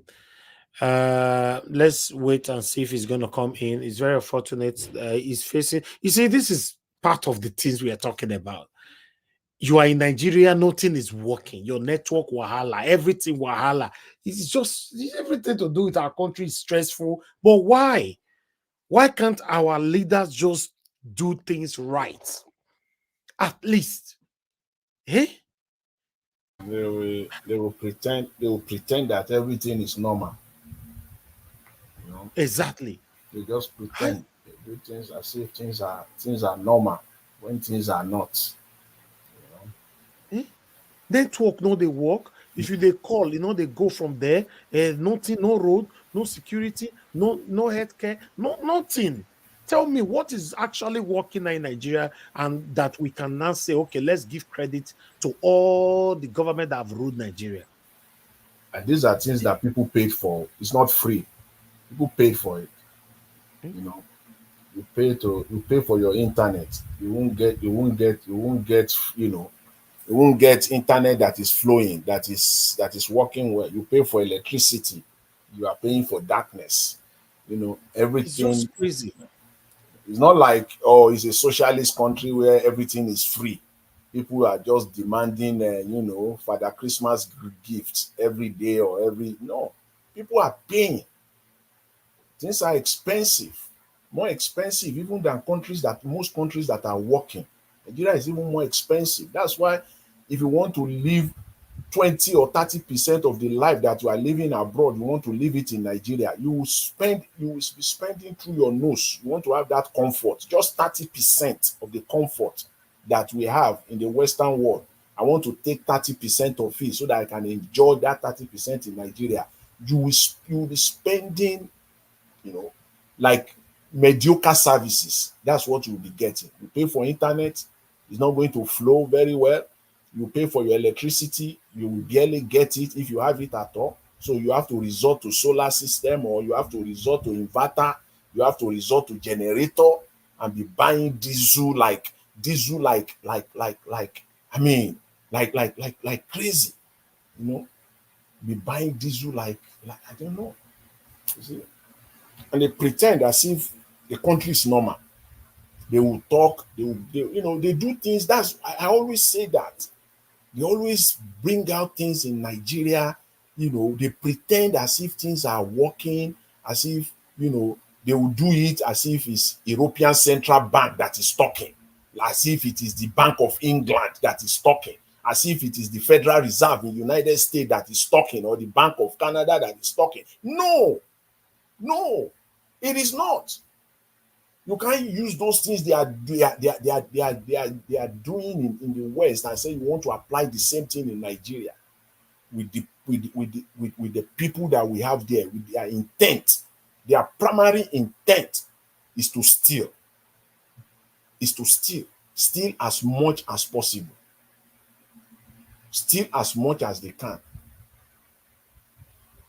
All the money they are loot. If they don't loot, how will they bribe? If they don't loot, how will they continue? How will they perpetrate themselves in public offices? They have to loot because their shortcomings will be so clear for everybody to see. So people will say, no, you can't remain. You can't stay here. You can't remain to be in this office. But they will use money to continue to perpetrate themselves in those offices. So they got to loot. They got to continue to loot. They got to continue to steal the commonwealth of Nigeria. Of Nigeria. You know, it's just so terrible, you know, in that country until they do the needful, you know, until the needful is done. That's why the likes of that's why the issue of I was waiting to hear Mr. Alex to talk about the issue of Nnamdi Kanu, you know, but unfortunately we couldn't you know hear him. I believe other people Okay, let's see if we can hear from Madam Bella Naomi quickly, sir. Thank you very much. Madam Bella Naomi, thank you very much, ma, for joining us. Good evening to you. It's good to have you on the show. Okay, are you hearing? Yes, ma. Please talk to us. Okay. Thank you, ma. I want to greet my people, my lovely people of Nigeria Watch. Everybody, I don't want to mention them all, so I want to greet them. Now me, una daughter, Bella Naomi, Vivian. Wetin I want to talk for this matter be say, when I know best, so if I want to speak big grammar, that was they use the deceive us. So I don't want to talk big grammar. Wetin I want to talk be say, first of all, service. I want to appreciate you, really, really, from the bottom of my heart. I want to appreciate you, and I want to appreciate you, Mama D. Ejenogi. Ekeruriaje Osadebawe. Wetin I want talk for this matter be say no Bobrisky dey be as e get. May I use myself to do example. When my son he talk say wan go do tattoo. Now I tell her say if you go do tattoo, if you do am, no come this house again. That is my son. I tell am Kevin. Now I tell am say it's not good. Our Nigeria problem me get fabrica for Nigeria. I dey pay. At the end, I was having 9. Now they are 4. Light no day. Nothing. You spend more than what you earn. So which kind of Nigeria be that one? Which kind of Nigeria be that one? Me, I know the Nigeria. If my oga dey listen to me, and my oga is Tinubu now, that be the president. Make they listen. He dey bomb people. He dey bomb people. He's burning everybody. How can we make that country grow? Number one. How can we? If you do small thing, at the end, you dey, oh no, it's not fair. I'm not there, Nigeria, but you know, I bet man, I always so you know when people they talk sometimes, they are not greedy, but they say what like I'm talking now. Excuse me, make Tinubu the year. This one I know that Nigeria for me. The other today's Saturday. On Tuesday, my children go correct carry passport.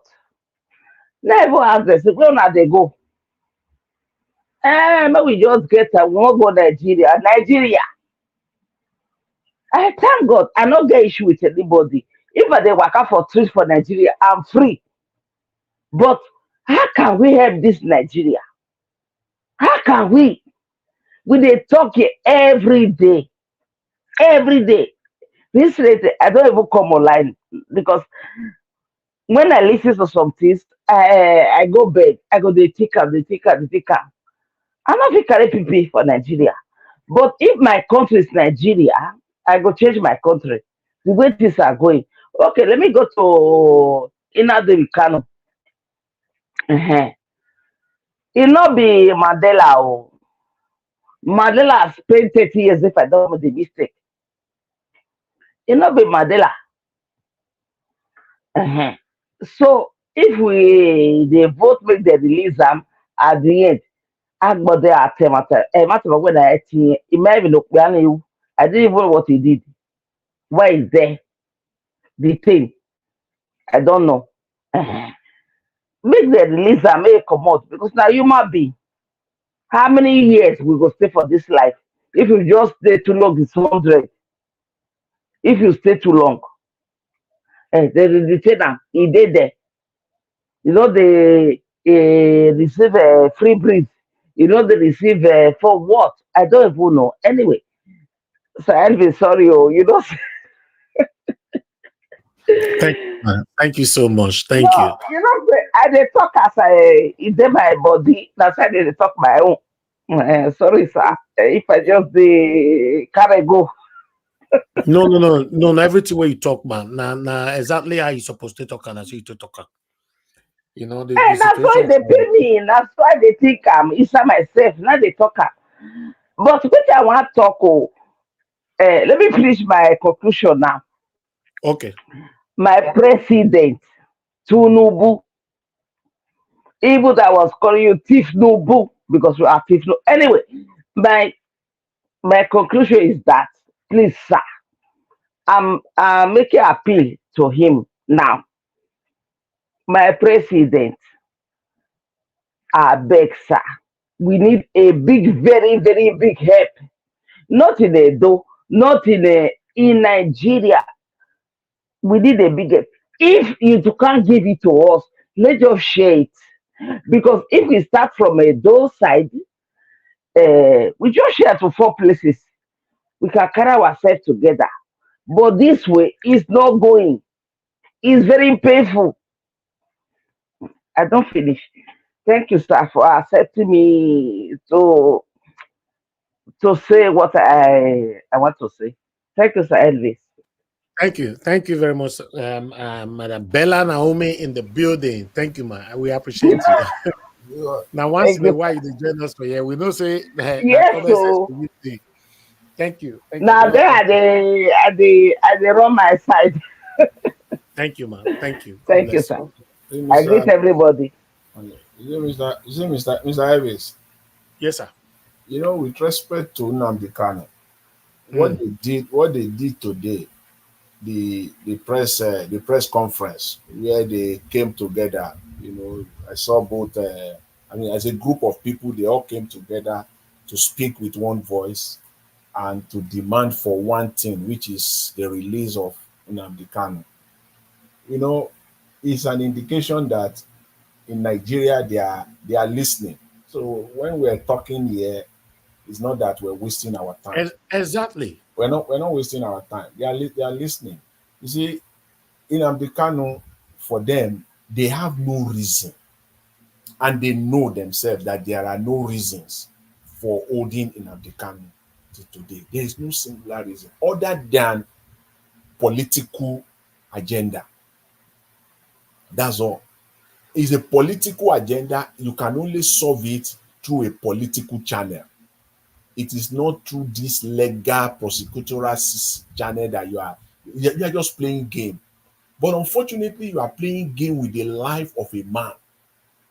You have deprived him of his life going 4 years now, and you continue to do so. If you since 2018, oh, it's not like even when it was rendition, criminally rendition from Kenya to Nigeria. And I'm waiting. You know, Nigeria, as I said, we always like to do things normal when we know it is not normal. I know that maybe next week or so, thereabout, I know the former Chief Justice of Kenya is coming to Nigeria. And I hope that maybe they will ask him. He's going to talk. Maybe there will be opportunity for people to ask him about this from his own country, or whether what the country did,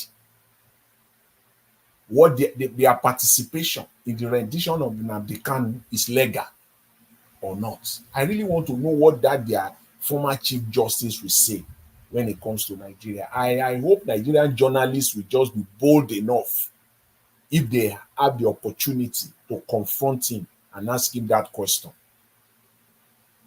I'm waiting for that. Because, see, at the end of the day, as I always say, they are only looking for the political moment. Mr. Tinubu is looking for he knew, as he knew before, even now, comfortably, he's aware that Nnamdi Kanu is a free man. There is no reason to hold him. But what he's doing now is that he's waiting for the political moment. Some people have said he had some, allegedly that he had some arrangement with the North. It's part of the arrangement he had with the North before he could get their support in 2023. Well, I see it more that he himself has his own agenda, and his own agenda is that that's the reason why, during the campaign we missed the opportunity. We just all of us missed the opportunity. But on top of it is the Nigerian media. But again, I won't really blame them completely, because this man he never made himself available for questioning during the campaign, because these are some of the questions that all the candidates should have, because Nigerians we like to pad stuff, we like to pretend and put things under the table. We know the real thing, but they will not say it. These are real fundamental questions that all the candidates will have been asked openly. What will you do with Nnamdi Kanu if you get to office? Will you continue? Will you follow the rule of law? Will you obey the decision of the court? Those are the things that we need to. Those things that these people should have been asked and made them to be accountable for. But none of these things happened. So you can't hold them accountable now, because he didn't say anything as per Nnamdi Kanu. Politicians in Nigeria, when it comes to election time, everybody will just be gyrating all over. It's a time to make money. It's a time to make money. Some people will even say the only way they will vote for you, the only way you will get our vote during this election, single issue. There are millions of people that they only have one single issue voter. They will tell you that I don't care what you will do with the naira. I don't care whether you will steal all the money in Nigeria. I don't care. But this one, I want to know, what will you do with respect to Nnamdi Kanu? Will you obey the court decision? Will you follow the rule of law? Will you release him? I want to know. That is my own. I don't care any other thing. That is the only reason why I will either support you or not support you. And by the time the candidate is saying that, wow, I'm going to lose a lot of votes here because of this matter, he will reposition himself. He will be properly guided and advised that, look, you got to reposition yourself. Even you have to speak political, correctness one way or the other, but you know that you will be held accountable on this matter. But we don't do that in Nigeria. We just don't do that, unfortunately. This Nnamdi Kanu matter should have been settled during the 2023 campaign. It should have been settled during the 2023 campaign, completely settled. It should have been completely settled. But it's Nigeria. You know, what is it? What can we do? This is where we find this is where we find ourselves. But I do know one thing for sure, that things are no longer the same in Nigeria. Things have changed. Things have completely changed. I mean, in terms of election, people are more open-minded. People now are better positioned to put their leaders, to put them to account, bring them to account. Not when they get to government, before they get to government, before the election. That is when you have to put them to account. But it's like they get it free. You know, when you get something cheap, you're not going to respect that thing. Anything that you acquire cheaply, no effort, it was so easy for you to get it, you're not going to cherish it or respect. That's the way politics is in Nigeria. They get into these offices so cheaply, and that's why they don't care. Aside from the money that they spent, which they know that they are going to recoup it back once they get into office. But the people, they have no respect for the people at all. Zero respect. That's why the lives of Nnamdi Kanu is still languishing there. Because if they have respect for the people, even the Eastern Bloc, the vote from that region alone should have compelled any leader. Even if I'm going to get 15% or 10% from this region, it will add up to my vote. And it will begin to change the narrative from that part of the country. So even if you are going to do it for political reasons, go ahead and do it. Because we are holding him for political reasons anyways. Why not release him on political ground as well? Solve this matter politically and let this man go. I just don't see any reason.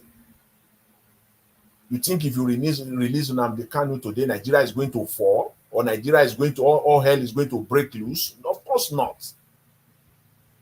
You will continue in your with your government. Your government will continue.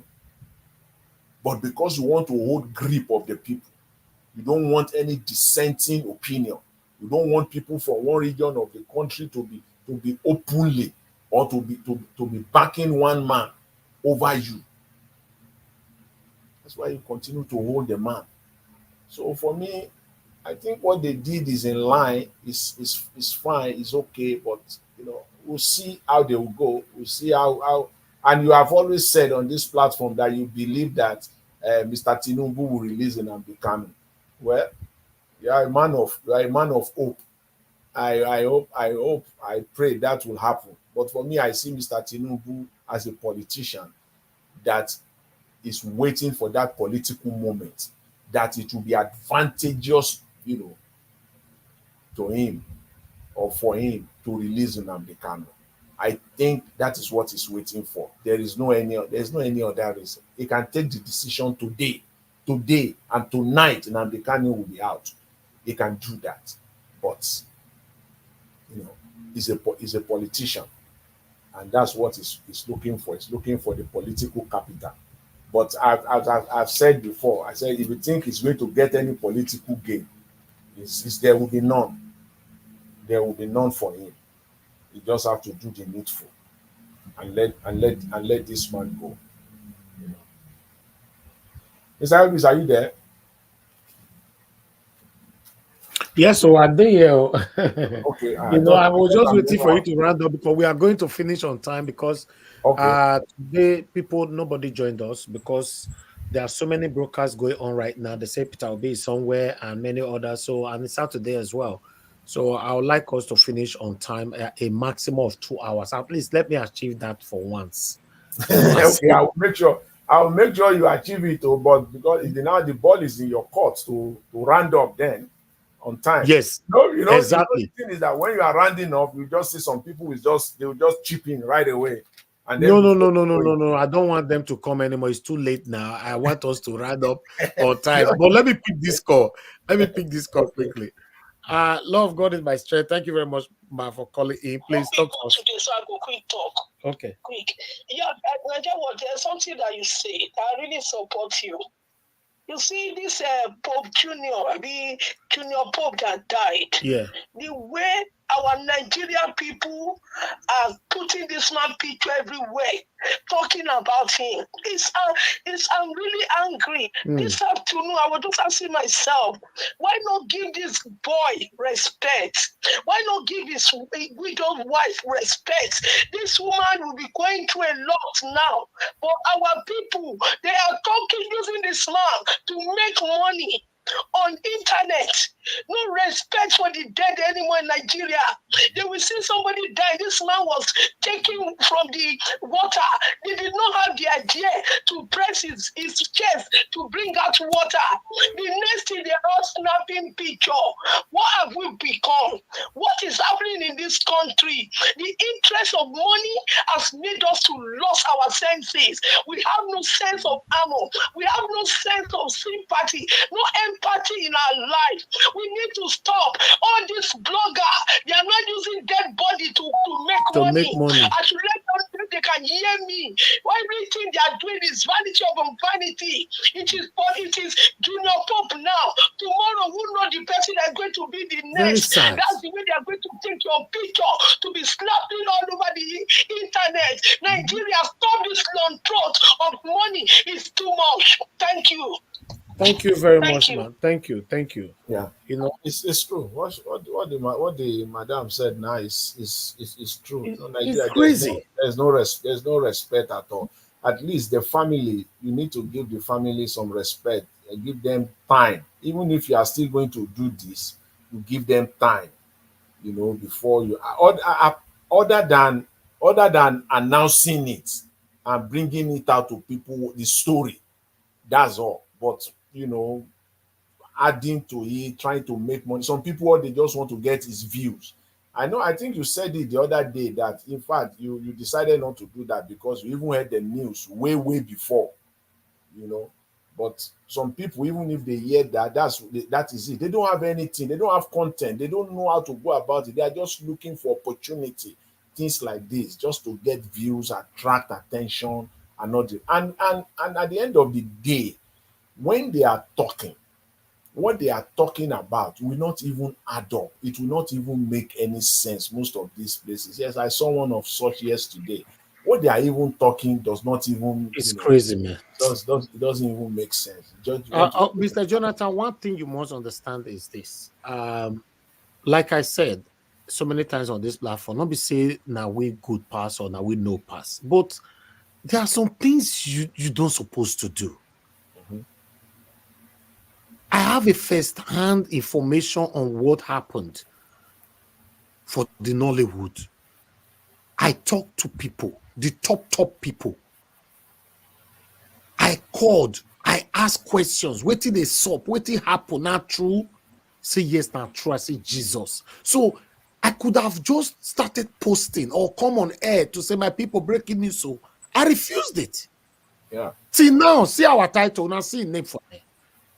But what is wrong with our people? Percy die. In fact, I don't want to go there, Sha. We'll just leave her, man. This is Nigeria. This is where we find ourselves. Exactly. Where we find ourselves.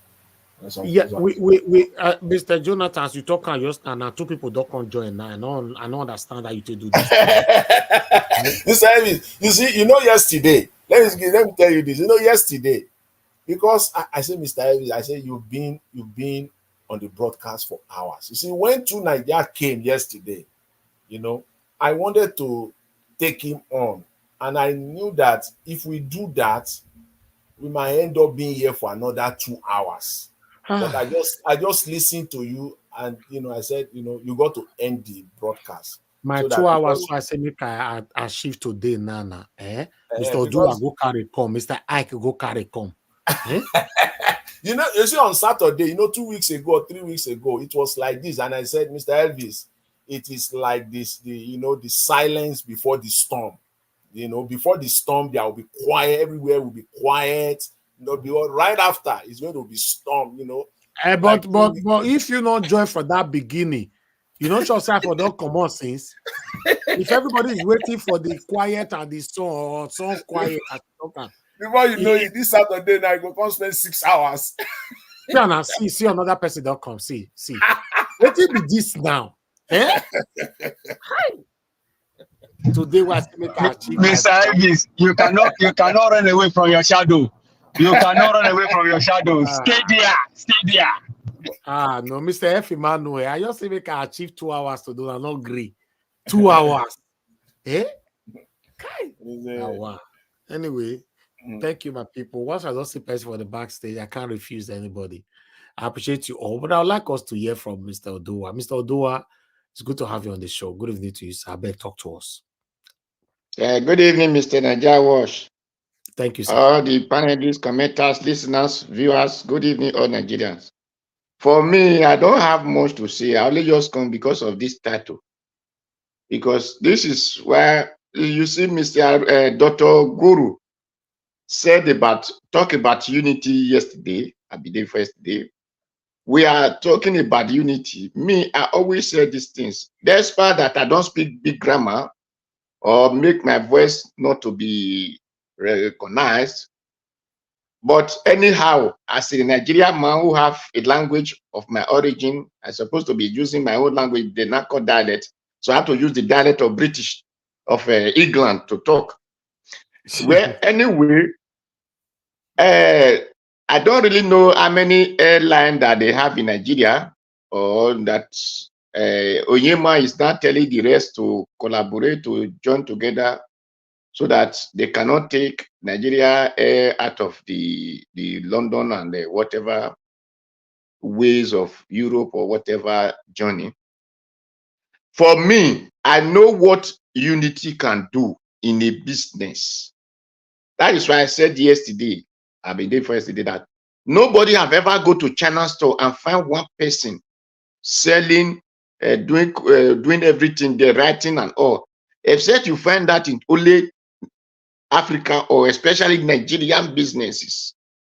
That is what you see, that the only one person want to be the distributor, want to be the retailer, want to be the wholesale, you want to be the attendants, you want to be the secretary. It is only we. And we claim wiseness, educated, awareness, and whatever we believe. But for me, I said, when it was even having, when we just brought it out the other day, that for him to even register alone was difficult. I used Dangote State as an example. During the Ambassador time, Dangote was the one shipping rice, shipping beans, shipping cocoa, shipping water, shipping ice block, shipping everything was Dangote. I said, it is not only Dangote that has that business, but they just put Dangote as figurehead. Dangote refinery can tell people how that it is not Dangote that owns that refinery, but Dangote name is just written there. Nigeria government who could not face worry or whatever refinery we have in our side in Nigeria, give billions to Dangote to build refinery.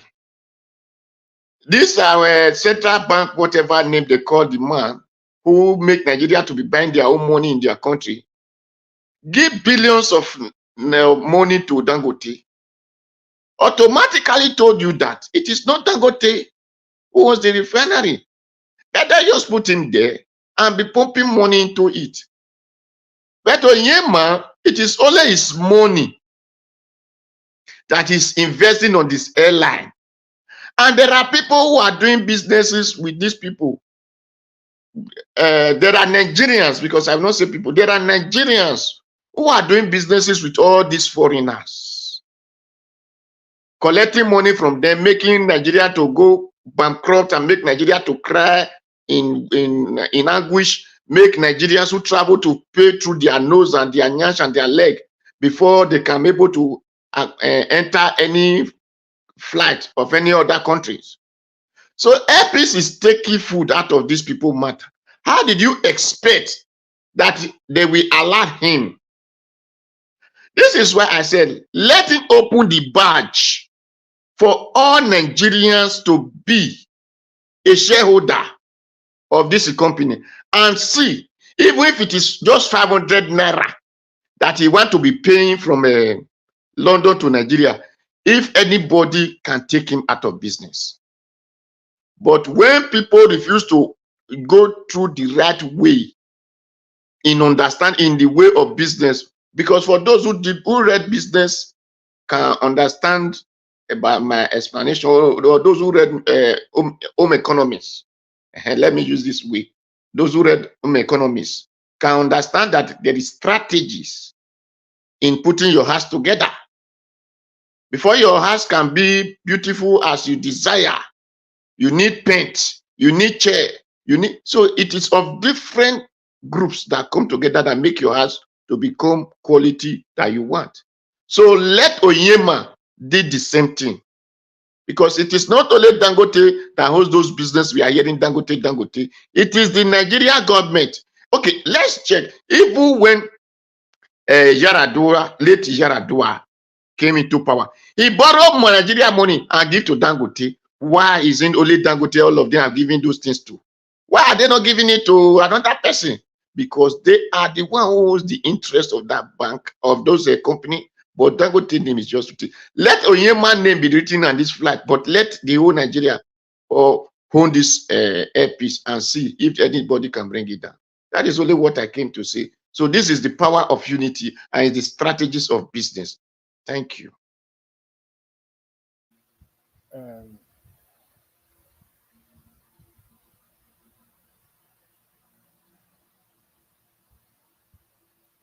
Mr. Iris, are you there? Hello, can we hear me?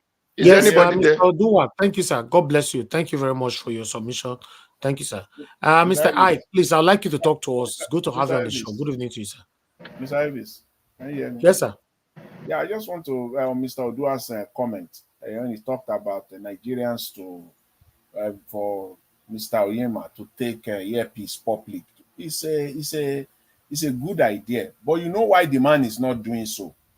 The reason why Onyema is not doing so, I'm not in his mind, but from a business standpoint, if I were him, this is what I would be thinking. And as a businessman, you can have the same like-minded reason. This is the reason why he's not doing that. At the end of the day, if it takes earpiece public, it will still be under the Nigerian government, regulated by the Nigerian government. In fact, that means that he's taking a piece of earpiece out of his hand to be regulated by the Nigerian government. That's why he's not doing so, especially where he knows that at the end of the day, it is one Hausa man that will end up to be heading the Nigerian stock exchange, and they could be making policies that will not be in his best advantage. That could be one reason.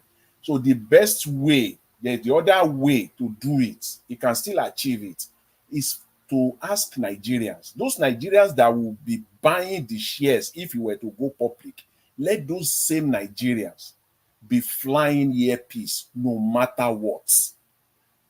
That's it. Support for earpiece, no matter what. If this earpiece, British Airways, you can come all you like. Delta, Emirates, you can come all you like. Here Morocco and here Egypt, you can come all you like to Nigeria. We Nigerians will be flying earpiece. That's your own problem.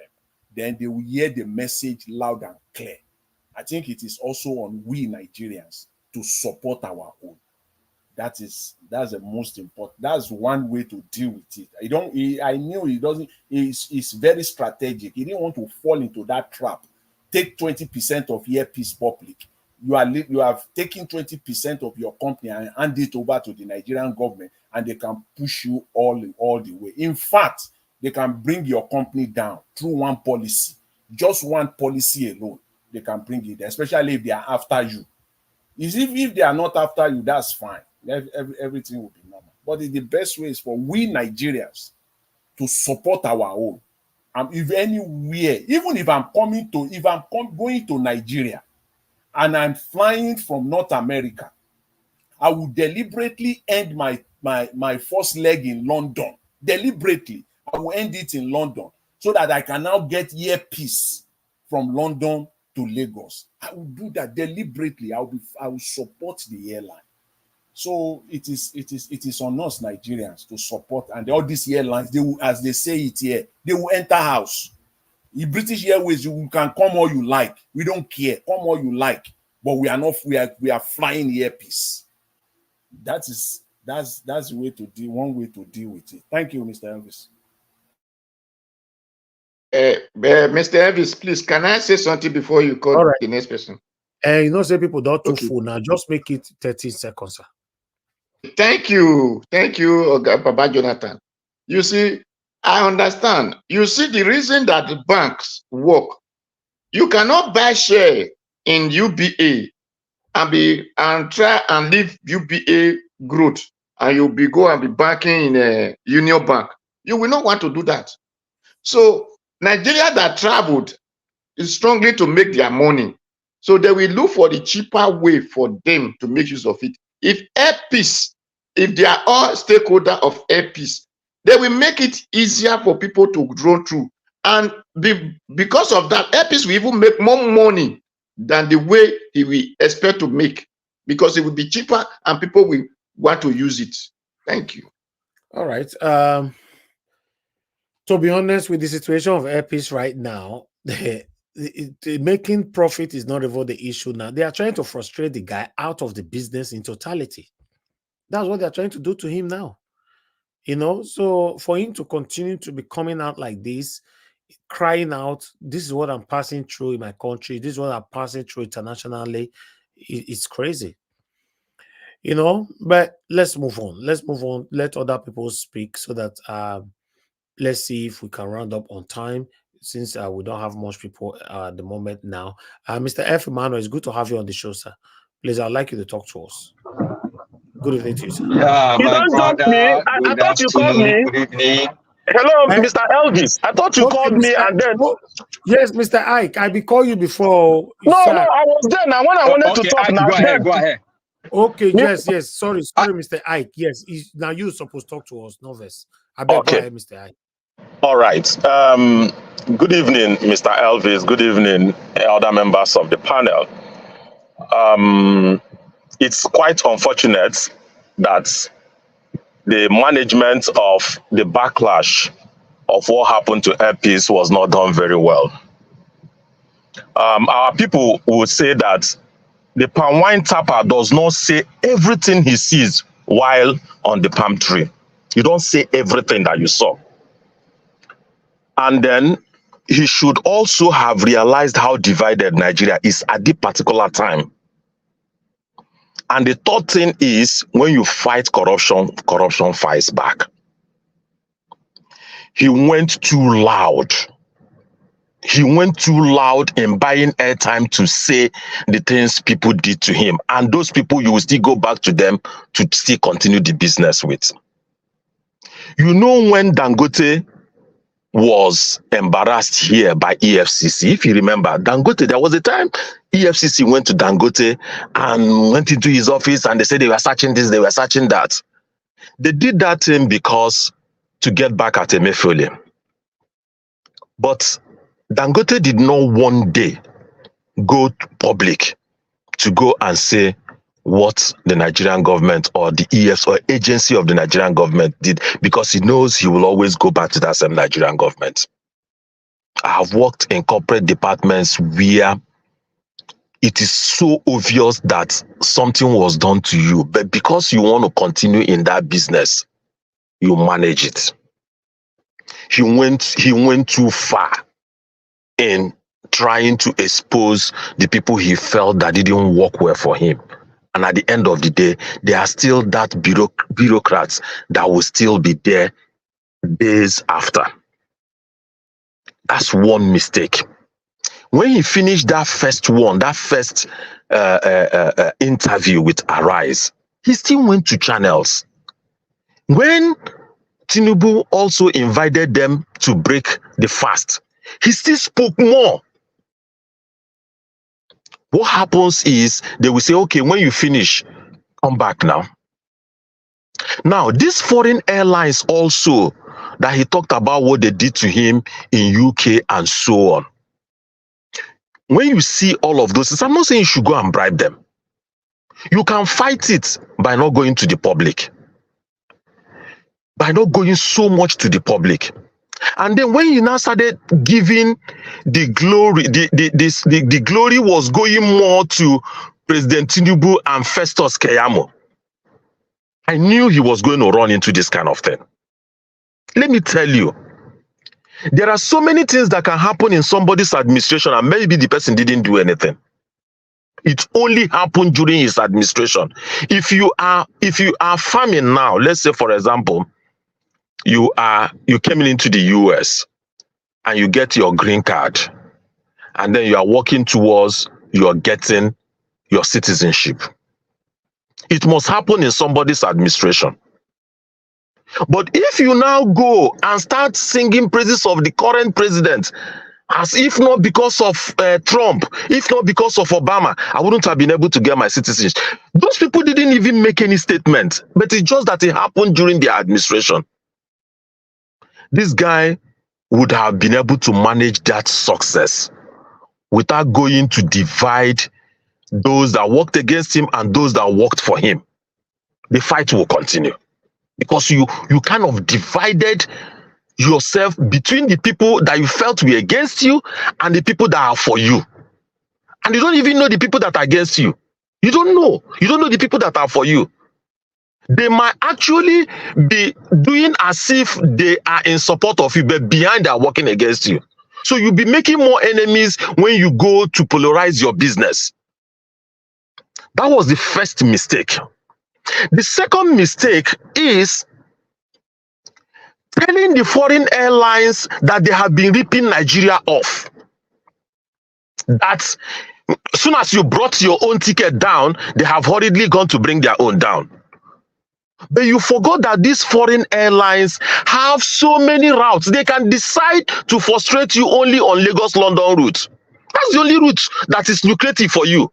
But these people have so many other routes. They can decide to forget about profit on Lagos-London route to bring you down and put in those other profits in all other routes that they have. So you don't fight, you don't go fight. Think about the big businessmen that are in Nigeria. They face difficulties in the industry, but they don't come to the air to come and scream it. To come and scream it. So he has to start crisis management. Professionals need to come in. He needs to talk less and work more. Talk less and work more. Nigeria is a very, very corrupt place to work. But people are still working in Nigeria. What they are doing is to manage those backlash. They are managing it in such a way because it's not a one-off thing. When a roach that the hen has decided to eat and you fly out temporarily and you go and talk so bad against that hen, the moment you fly back, that hen will eat you up. So he has to talk less and work more. They will do it in such a way that he will come begging, but he doesn't have to. If he had remained a little silent about the things he went through. When a man goes to a war and see difficulties, you will find a way to walk around it and solve your problem. If you come and scream and scream and scream and scream, you could make more enemies for yourself. That's what I saw on your headline that made me join, because I feel the crisis was not managed very well. Thank you. So what did he say? What did he say? Okay. Let me tell you some of the things. Who are the people that he exposed according to what you were saying? Okay. Now he exposed the bureaucrats in Lagos airport. The civil servants in the ministry. Hold on. Yes, the people serving in the airport. He made Festus to threaten to sack all of them. If that kind of thing happens again, you will still go back. You will still go. Sincerely speaking, you will still go back. When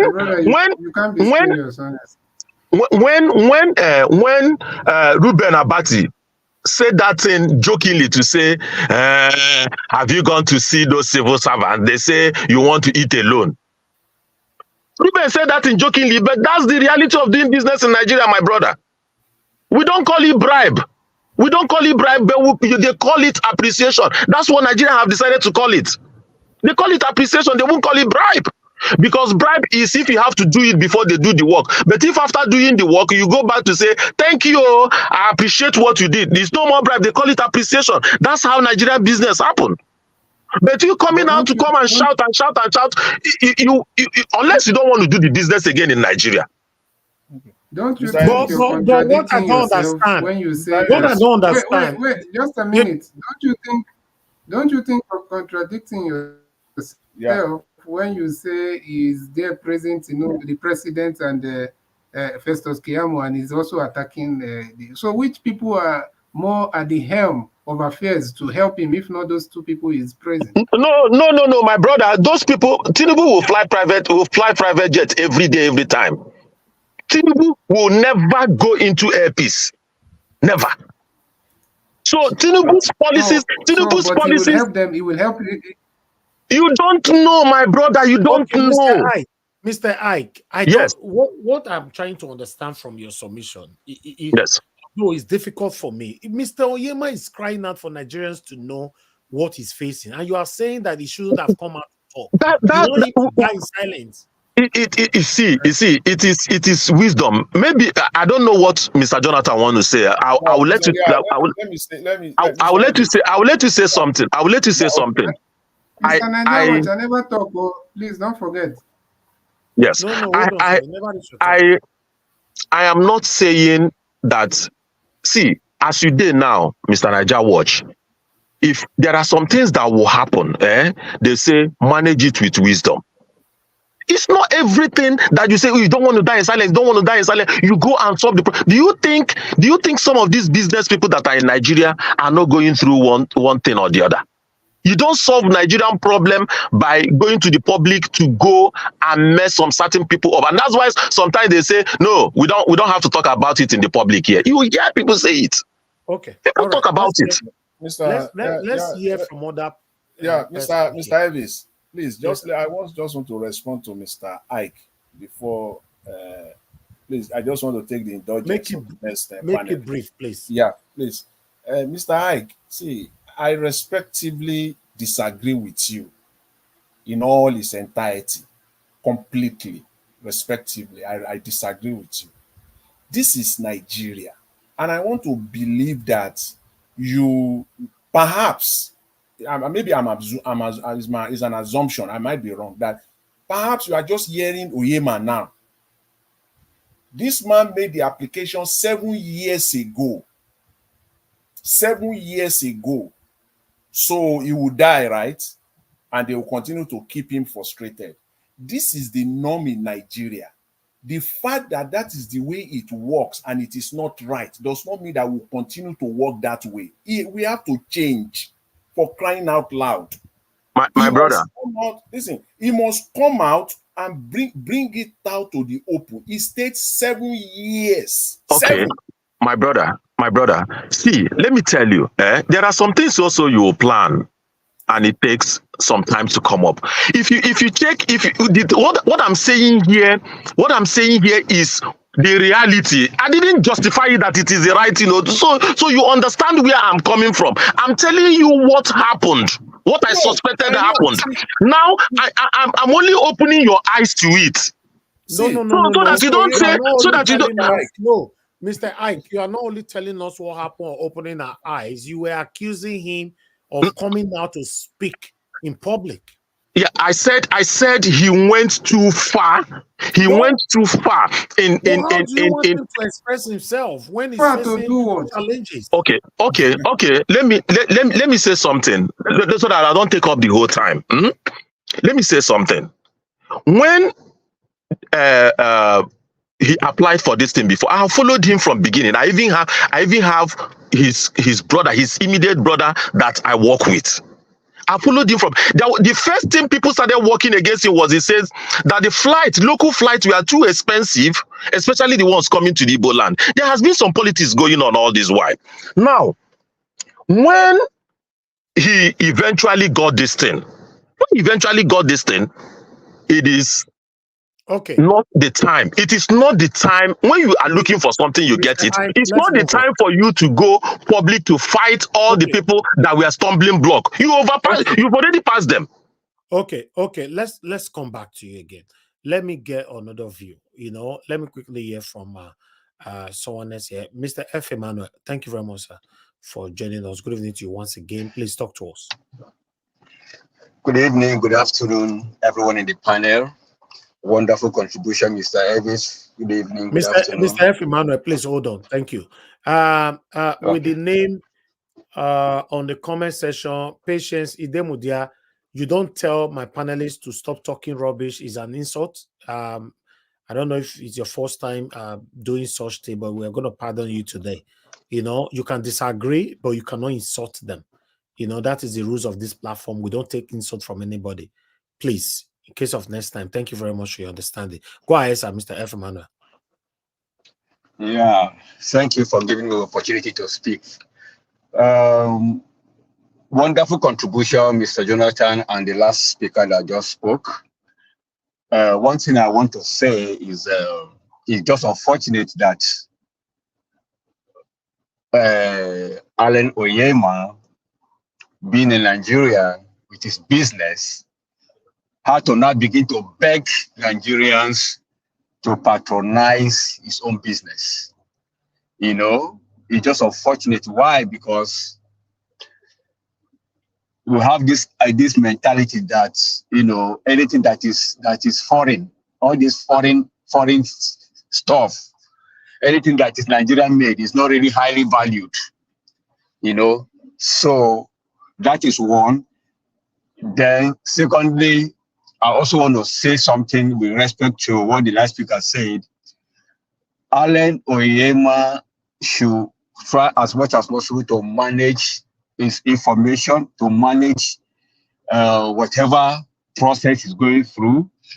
You should also have it in the mind that right here in Nigeria, there are saboteurs. There are people that are cashing out, that are liaising with these foreign carriers as well. So he shouldn't be ignorant of that.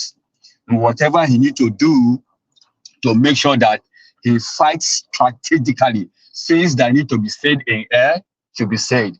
Things that don't need to be said in the air, outside through the media, should be kept calmly and managed in-house. Because people say, "Nara to the house." They tear out to the outside, come food day here. So it should be it should be sensitive. I'm not saying he shouldn't market his product. I'm not saying he shouldn't solicit for patronage, but he should always watch his back, because there's a lot of saboteurs in this system, because this whole thing that I should patronize him so that he always keep going up. That kind of nonsense mentality. So you should also tread with caution. You should tread with caution. That is for him. Then for Nigerians, please, to better our economy, this one I'm saying it to Nigerians generally now. Please go back to Reno Omokri's tweets few months ago, or few weeks or few months ago.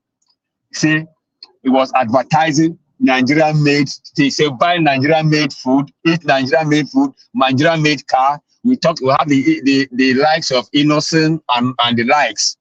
So let's try as much as possible to patronize our own. It will help our economy generally. It has nothing to do with politics. We know bureaucracy are there, but we should try as much as possible to, patronize what we have in-house.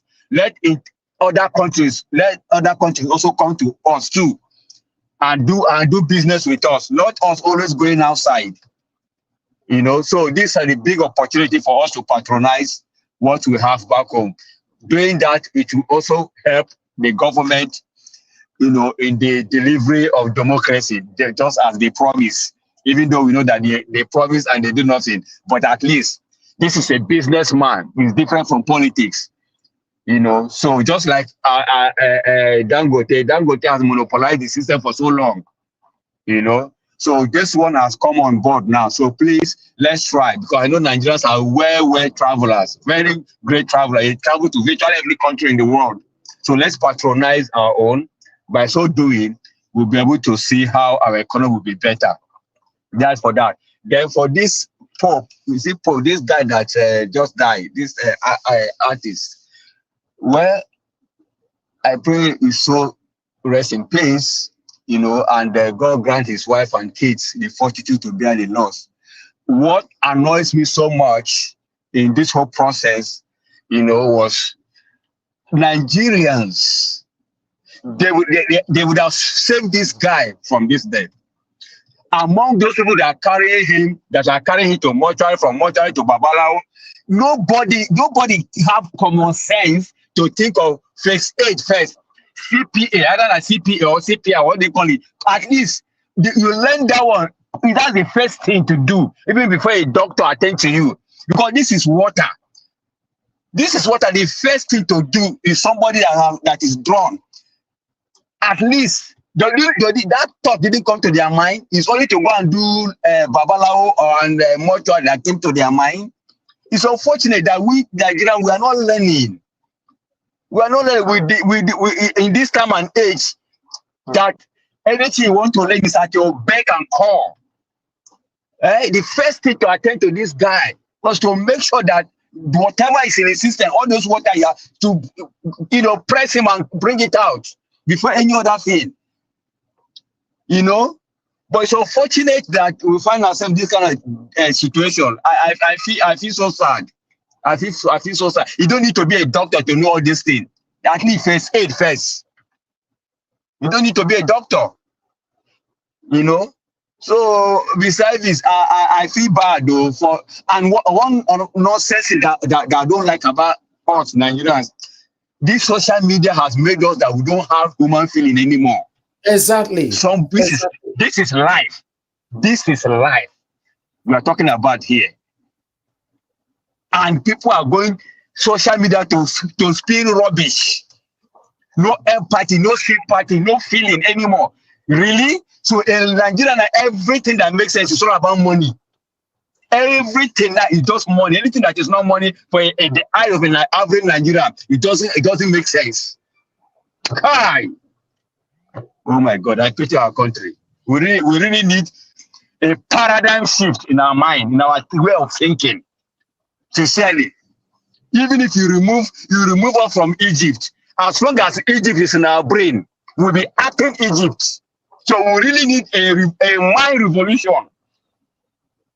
How can somebody lose his life and you cannot even give him at least how many days now? Not even a week. You started going everywhere. Last few months now we talked about Mr. Ibu. Now who is talking about Mr. Ibu again? They carry Mr. Ibu matter everywhere. Ibu here, Ibu there. Now that chapter is closed. Now it's this one now. In the next few weeks again, God forbid now that person they'll pick up that one again. Where is the feeling in Nigerians? Where is the brotherly love? Everything is not money. Everything is not money, please. This is not politics now. This is talking about life. Please, sir, can I ask you a question before you finish? Go ahead, sir. Thank you. You said you don't need to be a doctor before you know that, and Nigerians are not learning. But I thought Nigeria, they are going to school, and if you are not need to be a doctor, where do Nigerians supposed to learn those things from? Because I know they are going to school. My brother, can I say something? Do you have first aid in your house? Do you have first aid box in your house? I don't know what is first aid box, so I don't know where to learn it. That is why I'm asking you. First aid box, you don't need to be a doctor to have first aid box in your house. First aid box contain scissors, plaster, paracetamol or Tanalol, all those small medication, small vitamin, all those small iodine, all those small things that before the situation become critical. At least the first thing to do, if you have a cut on your leg now, what do? Will you just start rushing to hospital? The first thing to do is to attend to it. Okay. Hydrogen peroxide, all those small things, you have it in your house. At least before if the situation is beyond your control, you cannot go to hospital. Everybody should be able to have that. That's what I'm trying to say. Just like the way you have salt in your house, you should have first aid box in your house as a family man for emergency. Because any doctor that any situation that arises in your house that has to do with health, the first thing they'll ask, what happened? Right? If it is headache, you open your first aid box, take your Panadol and take, or paracetamol and take. If it is that situation Thank subside, you. okay, it's But okay, you did probably not just a answer the mere. question, sir. All Sir. right, but the question you are asking, Mr. Oduwa, is how do you want you to answer that kind of question now? I just asked, where are we going to learn it from? He That is doesn't where know. I asked. He doesn't know now. How do you want him to know this kind of question? You know, the question, you know, is dragging us back. You know, please, let's move Mr. on. Odua, people go to school, and even people that don't go to school, they know. You call it common sense. You call it There's no common more sense. common People, sense, you know. exactly. People have headache and go to chemist and buy. Who taught them that is the way to that's the way to what to do? It's common sense now. You have all those things for your emergency. Let's move on, please. Thank you. Thank you very much, Mr. F. Emmanuel. Thank you for your submission. I would like to hear from Mr. Felix. It's good to have you on the show. It's been a while. Good evening to you, sir. Please talk to us. Good evening, my beloved brother. I greet you. I greet all my fellow panelists. Our beloved comment session. May you talk well, brother. If like say you dey sleep, you know, now I know they sleep. Oh, you dey hear me now? Talk to us well. Thank you, sir. Okay, I say I greet everybody, both the panelists and the comment section. For wetin I come meet, we una dey discuss about Onyema. The mistake have already been made. The only thing we can't do there be say you should open a board, any bank wey you want use to sell for people to be shareholders. With that, if there are many investors that invest in the company, they will be able to acquire more flights for other routes, like other Europe country. Not be only UK, now Nigeria has dey. Other Europe country dey. It's just like Air France now, just like Alitalia before Alitalia start to become the Italian Airlines start to become Africa countries. They merge with other like Air France, Qatar, Emirates, and others. Do business with other airlines. If other Nigeria airline, they can be the owners are willing to merge with them, fine and good. But if they are not willing to merge with them, make you open a board just like a shareholder, any bank where you want use. If anybody that have 500 naira, 1,000 naira, 100,000, any amount of share where you want buy, you buy. It go make them more stronger, because if public invest for the company, just like the way one of the panelists said before, you no fit buy share for First Bank. You say you want go the bank your money for Access Bank or other bank. Now bank where you for get share, where you be shareholder, all your money now there, now you go the like the back and put. Now one thing we may see for the whole thing, now be that one. Now wetin go fit resolve the whole problem wey dey go on. The mistake already be done, because no be everything wey man see, wey hunter see, wey go hunt, now he go talk reach house. Now how many meat wey you trap cash carry reach house, now you go come count if you reach house. The mistake already been made. As the mistake he don already made the mistake. We no need to blame her. It's human. Human are bound to make a mistake. Now solution, because I can say it's one of the Nigeria airline now where be say it don't still go international now. We have to back him up with all our finances to support him, invest on the airline to make sure say he grow. Not be like Nigeria Airways where they go pen flights. Now Nigeria government will even come in to make everything easy for am.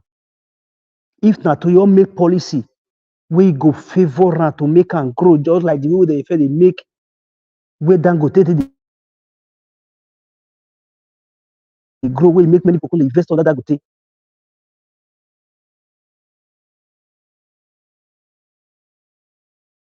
For the whole thing where you're the grand so. Even though say me everybody invest for the company now, without say Nigeria government not still come in. If Nigeria government no make better policy, we go favor am for the growth of the company. Nothing where you go invest, where you go make am grow. Now waiting is for the matter. I greet you, my beloved brother. Thank you for everything you do for our country. Thank you, my brother. Thank you so much. It's good to hear your voice again today. God bless you, my brother. Thank you. Yes, Mr. Ellis. Sorry, can I ask this guy a question? Yeah, go ahead. Just one second, please. He talked about Nigerians investing in Onyema's airpiece, blah blah blah, and all that. I don't think that is Onyema's major challenge, because the guy is even buying more flights. You understand? As moreover, all the foreign carriers that will be patronizing all these years, does it mean that Nigerians are buying shares from them? Does it mean that Nigerians are investing in all those international air carriers that their country people invest in it over the years? Yeah, that is the answer I wanted to give to him now. Their citizens invested in them. Their citizens and their government invested in them. But you know that this Onyema's home is fully purchased. It's not something that maybe government is partnering with him and all that. It's fully owned. Other countries purchase. Hello, sir. Other country purchase. They make it for all their citizens, as many who want to involve in it, so that it will be useful for the country. That is how that country did it. In addition to that, if Nigeria government no intervene for the refinery where Dangote build, una sure say e go fit build am? Is the question.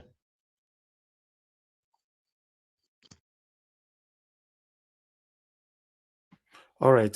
Thank you very much. Thank you. Let's move on. Let me hear from somebody else. I'd like to come to Oga Instability. Thank you very much, sir, for joining us. Good evening to you. Please talk to us. Yes, good evening. Thank you. I don't know if you can hear me clearly. Yes, we can. We can. Thank you. Okay, yes. Thanks to everyone, the panelists and the listeners, everybody in the comment section, the great mommy diaspora, sister Irene Finest, the finest woman on the internet. So, well, the thing is that I take the position also of Mr. Jonathan. To be honest, I don't know where all these talks of he made the mistake. I don't know where all those talks is coming from. I think some of us don't understand the influence and the power of the media. You need to understand that even right now, Israel is being put under pressure to end the war. To end the war in they are in the war in Palestine because of media losing the media war. You need to understand that a lot of things would have happened if not for media pressure. So, in fact, I'm of the opinion that the man should make sure that once any single thing happens, the next day they should have people all over the media, internet, social media, everywhere talking, because that is the economy, that's the world we live in. We are living in an attention-driven economy. So you need to understand that's why people are doing anything to be relevant online. You understand? So Alan Onyema, whoever is advising him, I think they've done a very good job. The man needs to be out there every time talking, just the same way the man of Landmark now is out there. This is the only thing the elite fear. You need to understand that if you're enforcement, they are untouchable. Those ones can't touch them. If you're talking about what's it called?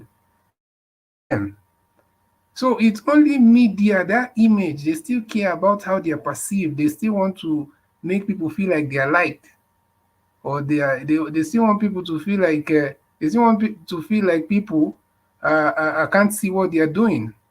So you need to understand that that is it's for you to be online talking about all these things, or maybe on the media talking about all these things. That is what they fear the most, and especially the foreign carriers. You know, you need to know how the West project themselves on the world, that they are these upright, blameless, and very human defender people. So if he's able to talk about what they are doing, he's going to also curtail some of the excesses. All these times, all these other media, well, no, sorry, all these other, airlines that attempted the same thing that didn't succeed. How many of them came online? People like Medview, what's it called? United Airline. You think Airpeace is the only company that have tried to go that route or go international? It's not the only one. They've tried. A lot of people have tried and they failed. In fact, Keyamo was saying the other time that the only reason why Airpeace succeeded in this is because of his bullish approach. I don't know if I'm saying that in the press conference. He said the only reason he succeeded is because of his bullish approach without caring. The man has been a very quiet and patient man. But he understood that, hey, this thing cannot work like this. So he came out with that bullish and that forceful approach that no, we cannot continue to be like this. And he came out and he was very, very clever in all of his interviews I've watched. He never mentioned any top person's name. In fact, everybody, everything, that's why I'm surprised where we are saying he made a mistake. Because every single arm of government or representative of government that is mentioned is talking about how those people don't really know exactly what's going on ground. Those people are giving him the support. He praised Keyamo of going to Gatwick and telling them that if you do this here, we will also reciprocate. He praised the president for giving him the enabling environment. Everything. That's someone that is very early and is very intelligent. The way he has been conducting himself and talking. So he just needs for us. What he did is trying to open the eye to see what exactly people have, where our problem is coming from. And the only thing we Nigerians should be talking about is patriotism, embracing our own, and also we're talking about all these what's it called? The people at the on ground, the staffs, or all those people, the way they treat the people in the airport. Those are not the people that will determine if airpeace will operate or not. So if the presidency supporting for bribe of I don't know how much, 10,000 naira at the airport. So those are not the people who go back to beg. So we just need to call, and those, by the way, those people are faceless people who know any of them. So that's for that. I believe the man is doing fantastically well, and I believe that everybody that understands media will know that he's doing very well, because media puts pressure on all these people. That's the power of media, social media, and mainstream media. Then another, the late Pope, Junior Pope. You see, unfortunately, there's a lot of carelessness in some of these industries, or just like the culture generally in Nigeria. People don't care about a lot of videos, but we cannot be blaming him for that, because to be honest with you, someone can be as careful as everything and just something from somewhere can claim that person's life. At the same time, we should also not make it easy for the enemies that want to see you gone. Don't make it easy for them. Make sure you take care of yourself. And the man, the life jacket is a must. I'm even surprised. And this, their Hollywood, the man that is in charge of the group. The man came out and they say they are banning movies in riverine areas. Is that how to respond to things? So where does it happen? People will still matter. It's just your own carelessness and not having safety measures. It's not about the water. Water is everywhere. Water is there. Water will not move because people fell into it.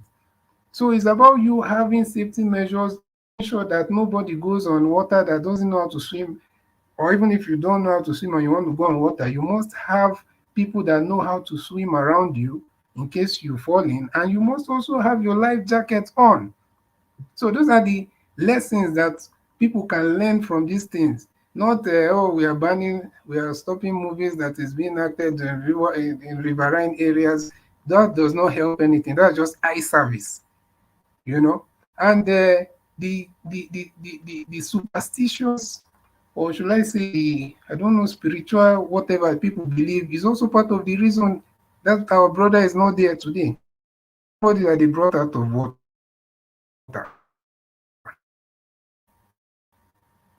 No, I don't know if there was any CPR or if there was an attempt to resuscitate him. I don't know. But after taking him to the next place, everybody knows when they've confirmed that, oh, this man looks like he had life in him. The next place should have been straight to the hospital. But their Babalawo mind did not allow them. They carry him, said they're going to go and do this thing. What kind of thing is that? Because these are these people, the reason why that man is not there, to be honest. It's not like we are pointing the blame at one particular person. Everybody involved can also be blamed. But the next place should have been straight to the hospital and all that. And the man who posted the the picture, quite unfortunate, but although they wanted to make people stop coming up with their own stories, just wanted people to wrong call from him, because now that picture will be on the internet forever, that video. But I think we should not so much point too much fingers on some of these other people, and we'll talk about safety and people prioritizing the safety of whatever they are doing, wherever you're going. Don't just this thing of somebody, you just want to go somewhere because of the way we have been raised. You find someone who just say, nothing will happen, make I just go there, or just say a few words of prayer, hey, nothing, you go. No, people should be careful. The places you go, the food you eat, everything. All right, thank you so much. Mr. Sibidi. Yeah, go ahead. Can I ask you what you just said now? Go ahead. Okay, let's not also be ignorant of territorial spirits. Life generally, life is spirits. Life is spiritual. We have the spiritual part of the land, the owners of the land. We have the owners of the air. We have the owners of the water places. So whatever we're doing, we should be conscious of the territorial spirits. Because if you look at those that are building bridges across deep waters, you think it's ordinary?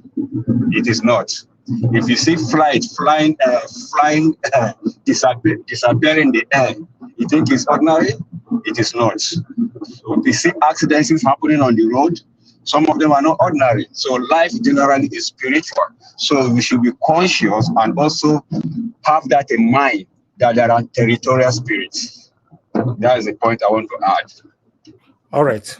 Thank you. Okay, just 30 seconds, Mr. We need to have our final submission now. If you give it time, there's something Mr. CBD said that I wanted to just respond, just a short time. You see, when Festus Keyamo came out to say that Mr. Allen was bullish, it's not because of the media expose. It is the ticket. It is the ticket. He bullied them into opening their cheap tickets. It's not the media. So what I was saying is, before you go to the media, that's why they say they script something. Even the president that is so intelligent, they do a script before he goes. If he speaks off the cuff, he could say things that have consequences. I don't have a problem in media. Media can build a brand. Media can also destroy a brand. It depends on what you say in the media. So his being bullish was forcing them to bring out the cheap version of their tickets, not the media. I think he said the approach. He didn't Okay. specify whether media or, you know. Okay. Yes, if you have anything to say, you can say that on your final submission. I appreciate every one of you. Thank you so much. Madam Iris Finance, I can see you right there with us. Thanks for your time with us. Wisdom, thank you very much. Mr. Johnson Emmanuel, Shooks Okwade, thank you very much. God bless you all. Thank you very much, my wonderful people. Okay, Mr. Jonathan, please give us your final submission. 4 minutes, sir. Mr. Elvis, please, sorry to intervene. Don't worry, I'll come to you, sir. To get to you. No, just read my message. I'm leaving, please. Okay, that's fine then. Thank you, sir. Yeah. Thank you very much. Okay. God bless you. Mr. Jonathan, please go ahead. 4 minutes. Okay, Mr. Jonathan is not available right now. We'll come back to you. Let me come to Mr. Odua. Mr. Odua, please give The us one that said I want to leave, let him speak so that I will follow him. Mr. Odua, please, you talk to us now. You know, okay. I thought because he will give him so that he will talk before he leave. Okay. No. What I want to say. Hello, can we hear me? Yeah, go ahead, sir. Yes, sir. Okay, thank you. I have something to say. Like for the why I asked where do we? I asked our chairman Emmanuel that where do we Nigeria learn something from? Because the time that the schools that they are saying Nigeria we have school, the time people have not even yet for that school. Our fathers who were in the village touched people. When something like this happen, this is how you have to press water after person, use fire to hit the leg, make sure so that those water will drill out of it.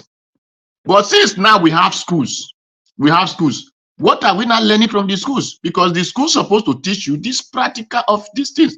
Why people taught their children from the schools, not from their mother's home only. They taught them from the school, and people learn different things that they are using to make life.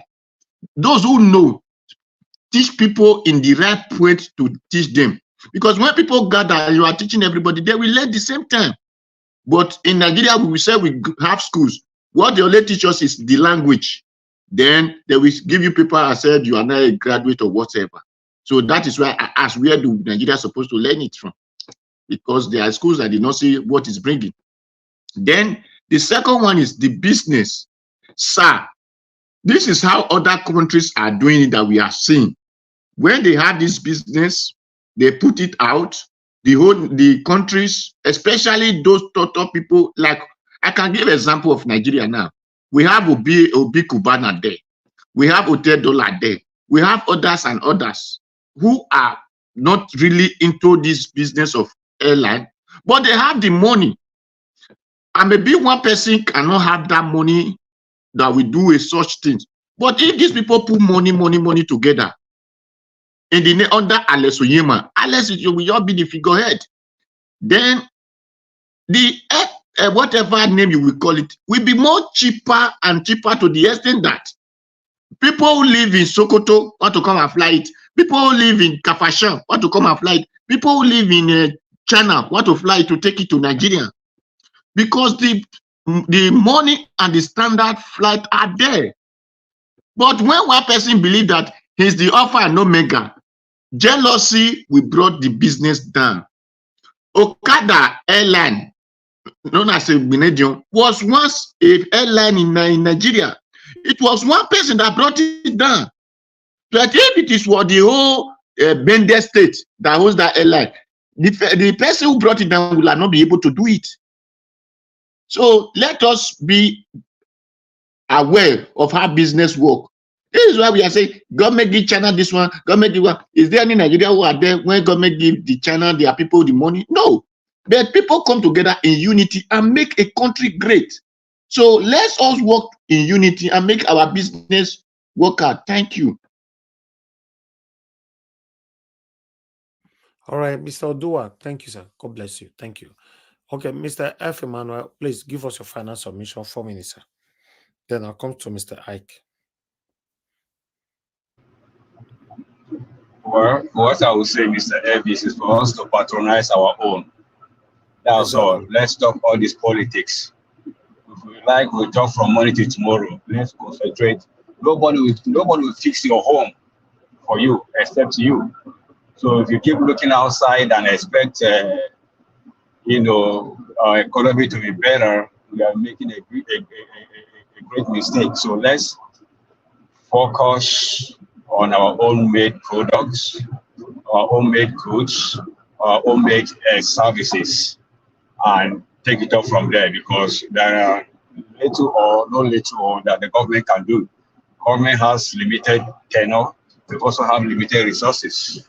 So there are a lot that all of us can put our head together and support what we have so instead of looking outside. Because what you are looking for Sokoto is your Sokoto.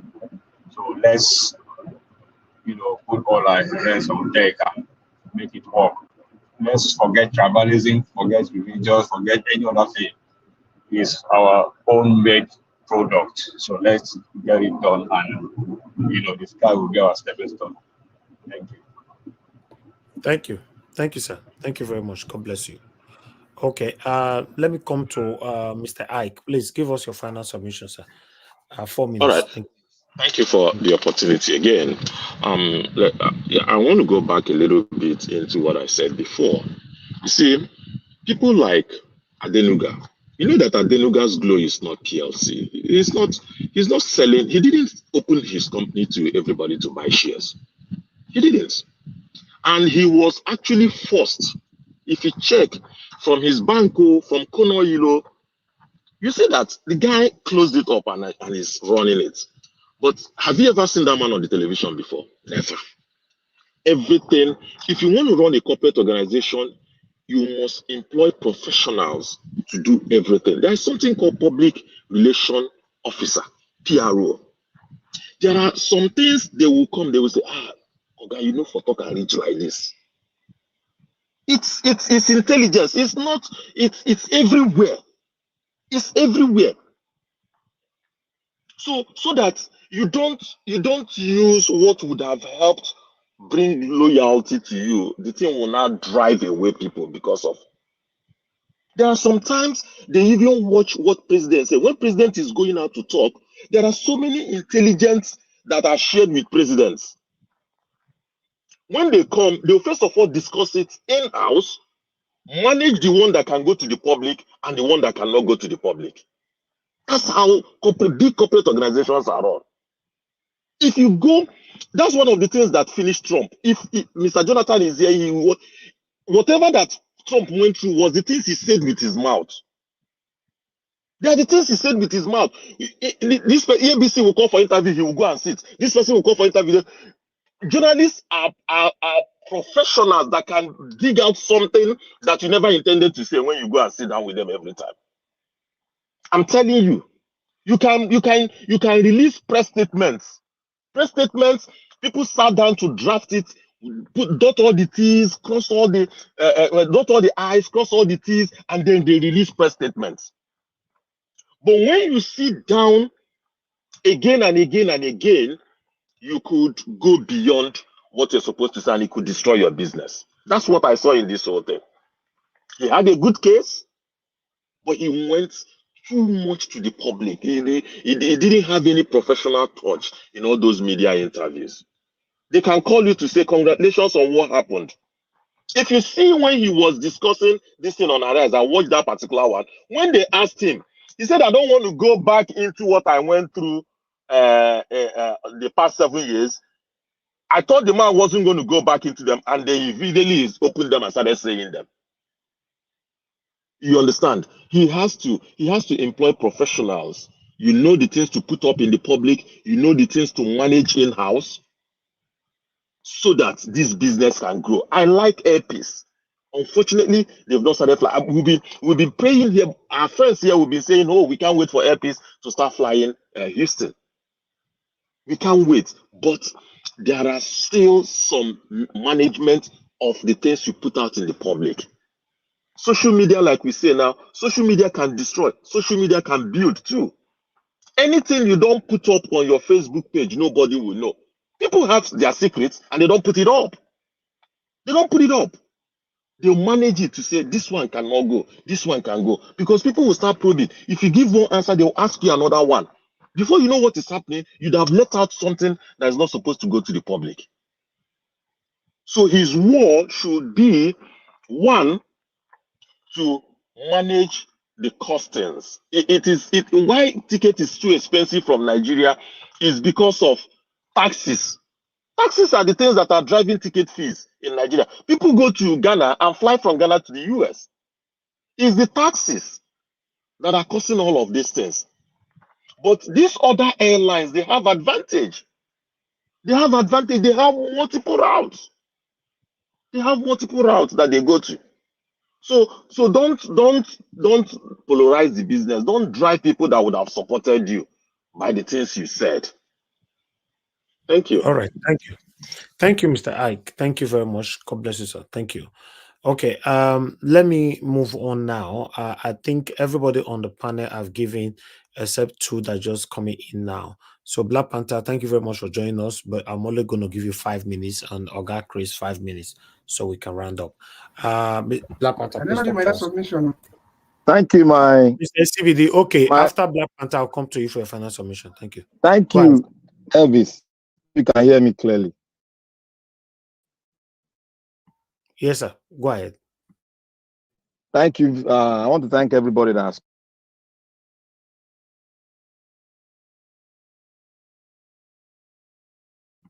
Black Panther, we can't hear you. You are paused.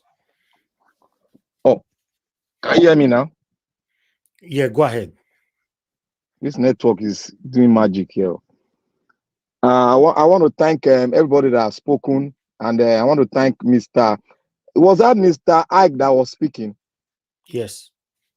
Okay, Mr. Ike, God bless you. I want to thank Mama in diaspora. Thank you very much, ma'am. May God continue to bless you and prosper you, give you good health in Jesus' mighty name. I want to say one thing. I am in 1000% agree with Mr. Ike. You see, most of us have lost track with the Nigerian corrupt attitude and information management. You see, the first time Mr. Alex Onyema came out,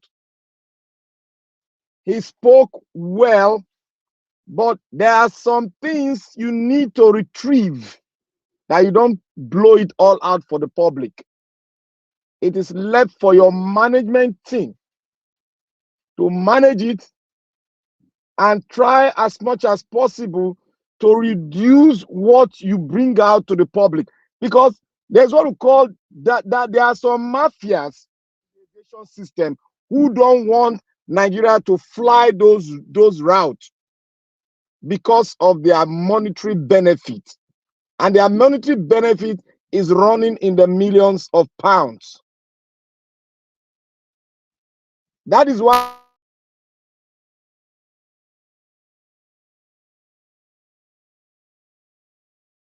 Black Panther, we have an issue with your network, man.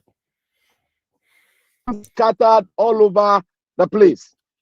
You can imagine airline like Chachangi is grounded. Bellevue is no more.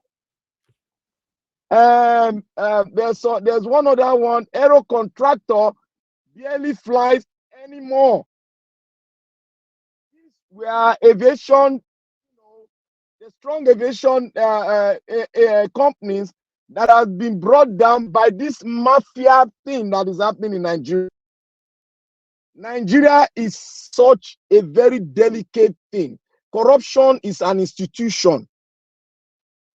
What Alex Onyema was fighting against was the corruption. But one thing he had in his hand, the Nigerian government, through the aviation minister, are backing him.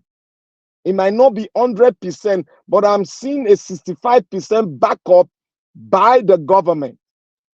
But now what happened? Information management and what the staff did concerning the price splash, I don't think it was the right time to splash that price. Because now what happened? The entire European airline and the Asian airline, they gag up and they are pumping money, corrupt money, into the enclave that are supporting them. Now he released another thing again. It's not everything that you're doing in your aviation that you should release to the public.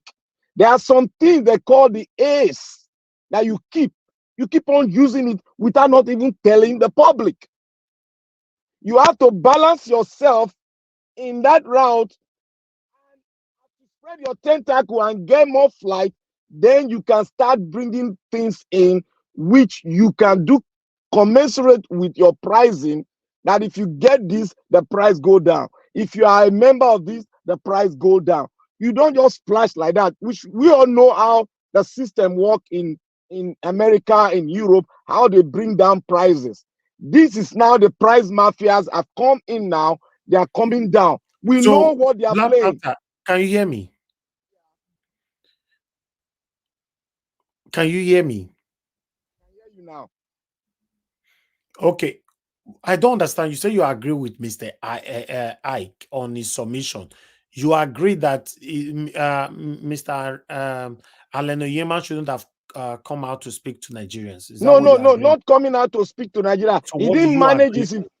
I agree that he didn't manage information dissemination very well. How? See, Mr. Niger Watch, it is not everything. Your voice is, we are losing your voice. It's going and coming, going and coming. Can you hear me now? Your voice is going and coming. It's the network. It's the network. Okay, go ahead. Can you hear me now? What I am in support is, I'm not in support is that he did not manage information very well. And if he had managed information very well, he shouldn't be coming out every time to the media to talk. Yes, it's good for him to disseminate information, but he shouldn't be doing it often. Oh, they bite me. I'll come out and say they bite me. So for you now, you should stop talking, right? He should stop talking now. He should go and do the inner work, inner manipulation. The bureaucracy should go and work on it properly, so that he don't come out talking and opening the secret. So Then have you owned a flight before or run any airline before? It's his business, it's general business. It's not not a matter of a business. flight. Look, there are some things you are facing. Okay, let me give you an example now. Alan Onyema now how to run a business, right? No, it's not. Look, I'm not telling him how to run a business. There is one part of business is called information management. That's what I'm saying. So you know more about information management than Alan Onyema, is that right? We are not putting hierarchy in it.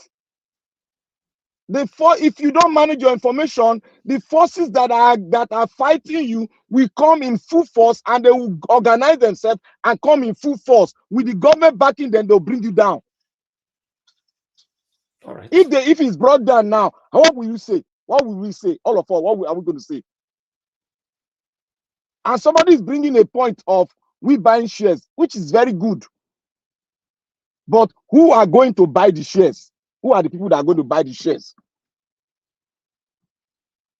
Because they do their manipulation again. See, this Nigeria as a nation, corruption is an institution. I think we need to realize this very well, because if corruption is an institution, you need to learn and bring all this information management into place. It has a big role that it can play for a successful business in Nigeria. When you know that you are running a multi-billion-dollar business, it's not easy. The man is finding it very difficult now, because he himself knows that things are running around, but they need to manage information for him, give him, look at what he's going to speak on and what kind of question they are going to ask him, because he's paying for this press briefing. This press is paying to them. So they need to organize the question for him so that he doesn't run at a loss at the end of the game. Like in other countries, like in America now, if you fly the airline for a certain time, there is a point you accumulate. And that point, if you accumulate it to a certain, it will buy you a lower ticket. Are you getting me now, Niger Watch? Yes, I understand. Yes. Those things you buy ticket, you can manipulate your prices like that. But when you come in a full force, this thing is a like a mafia business. People they have big money to fight. Okay. It's not a child's play.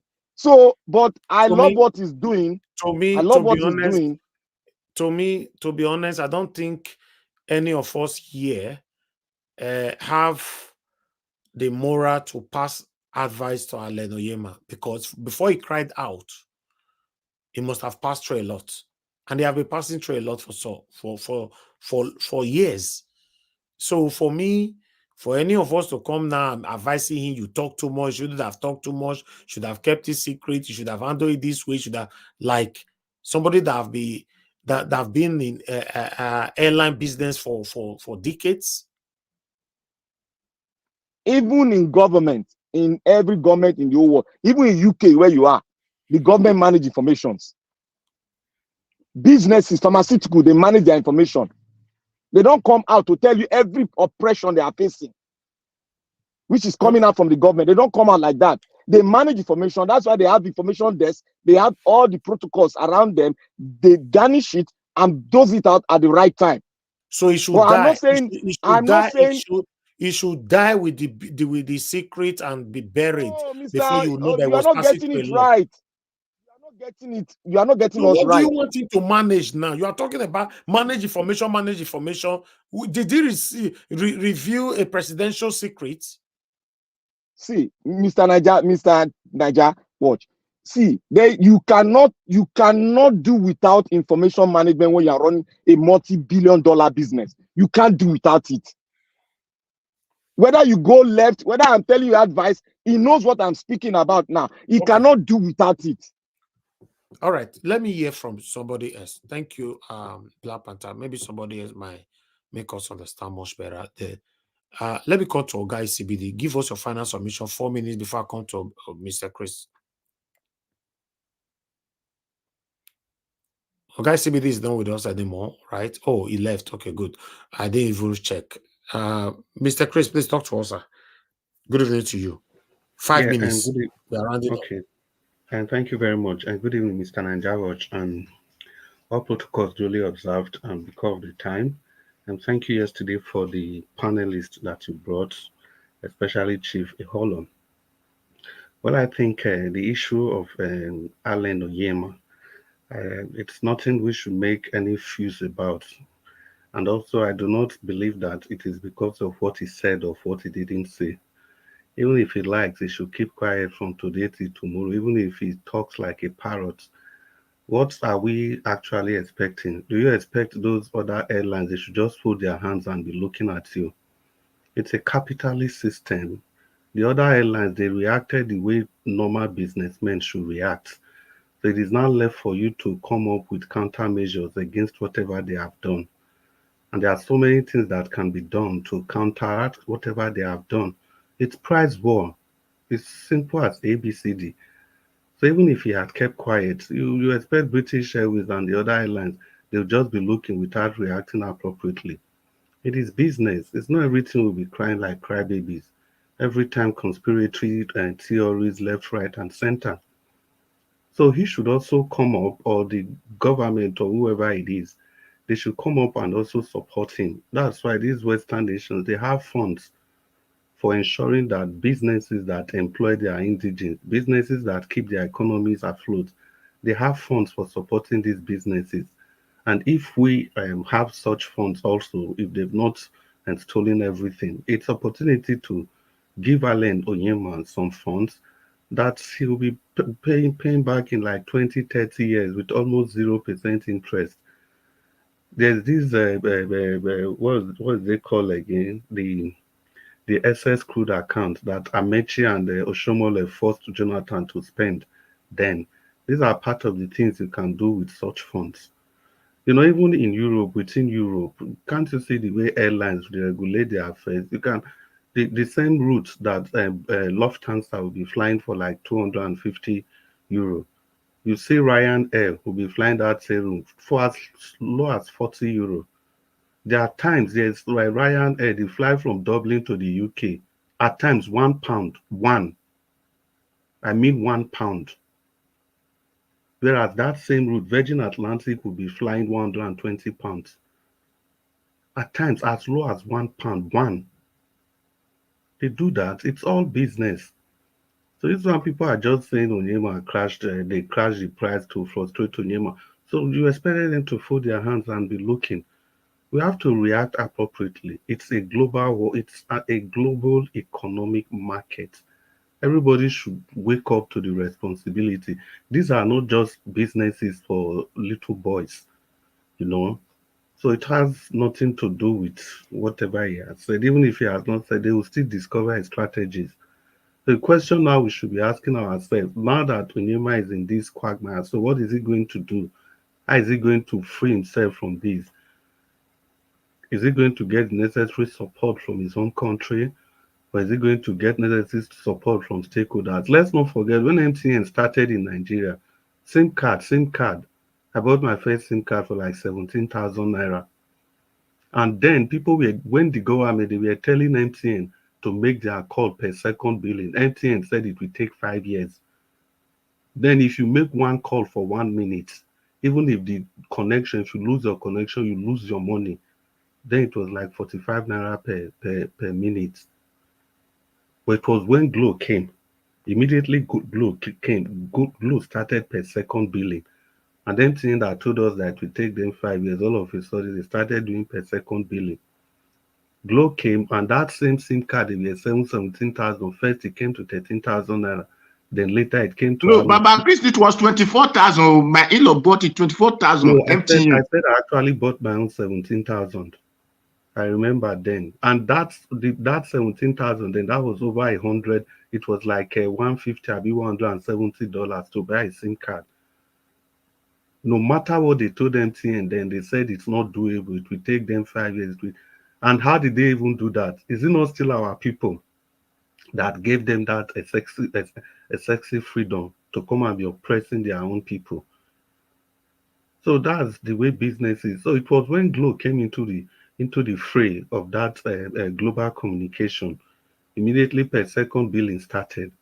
Immediately the SIM card started. The price of SIM card started crashing, and no government, regulatory agency, the NCC, they couldn't even bring MTN to court that.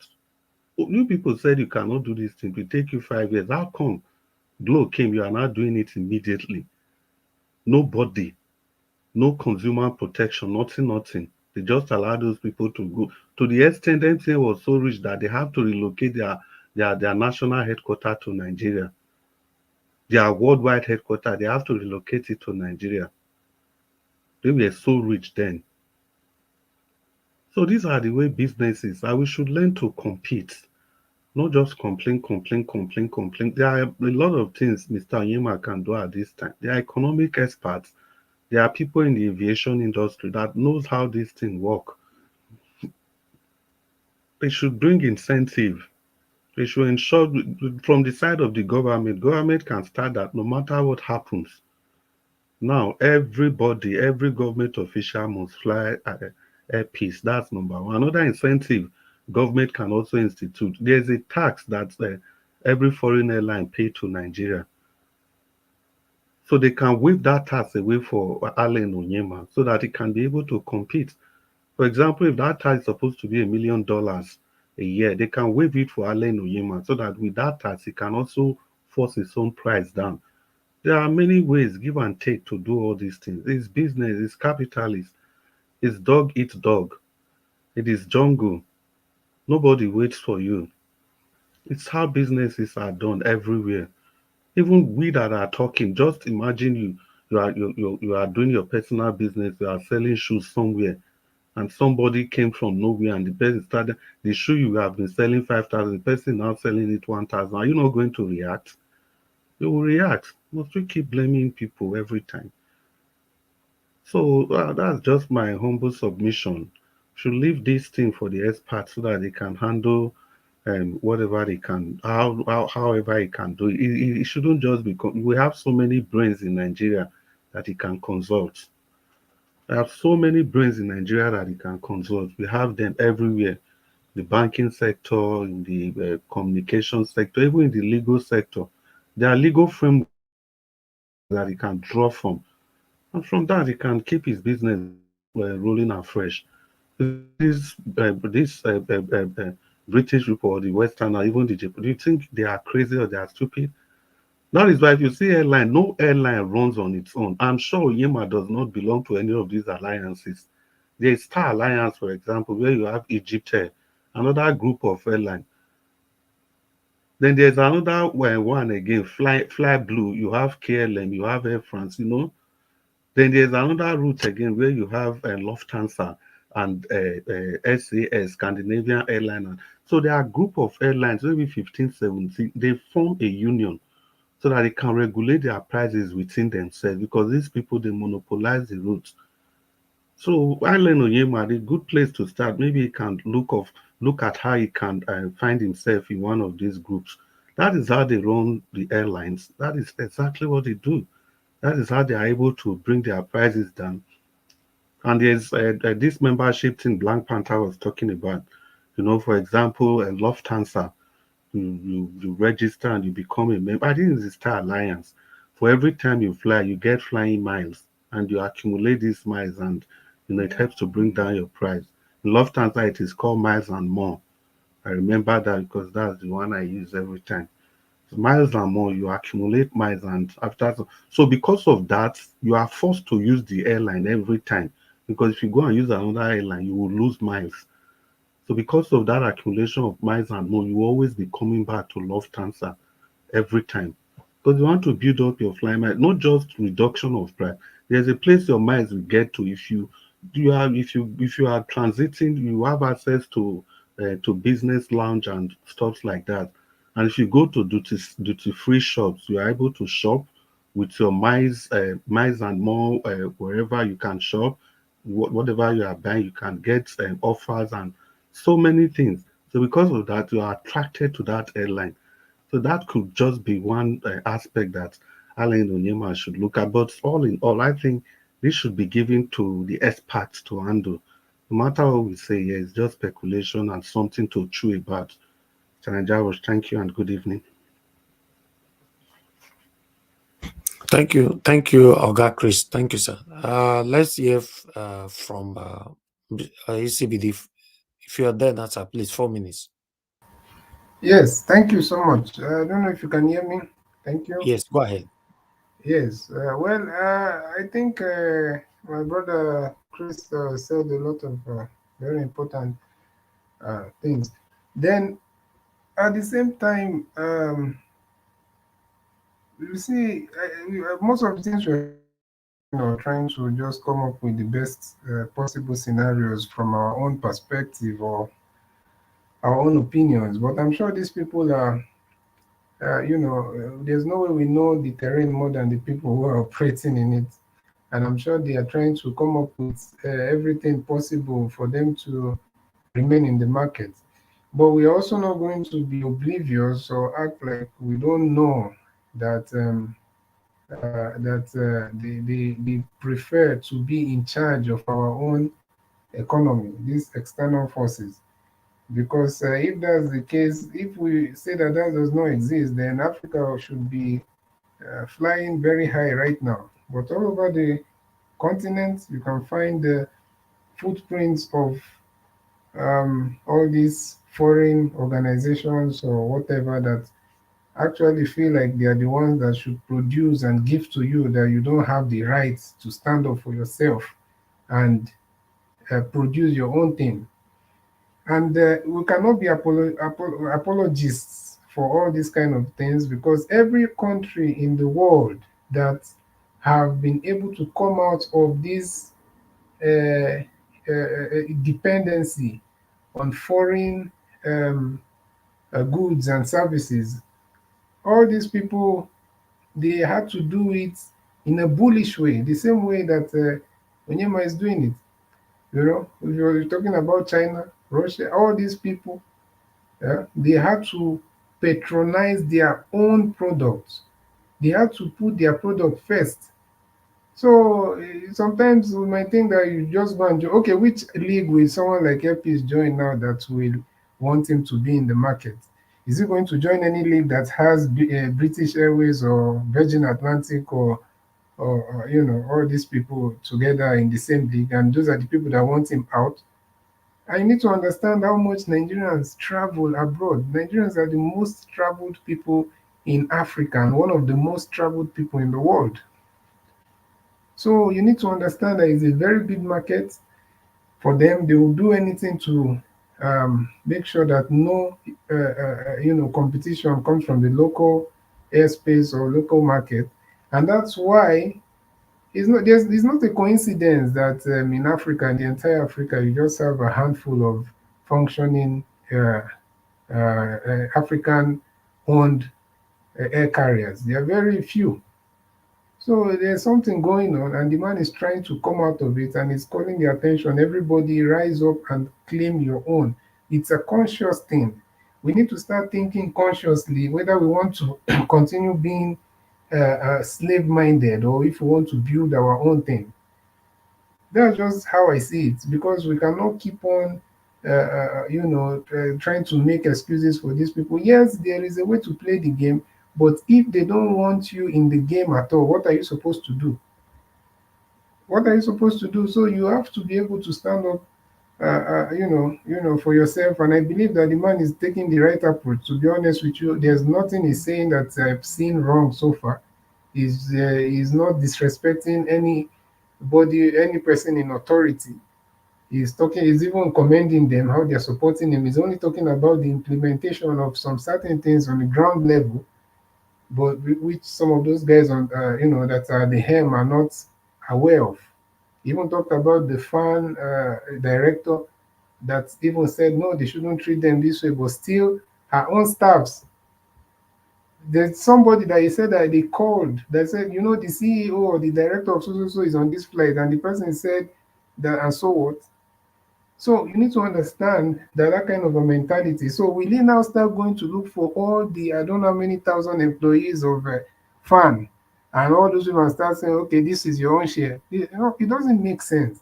So as long as from the top is being supported, every other person should use their head, and nobody, you cannot bribe everybody.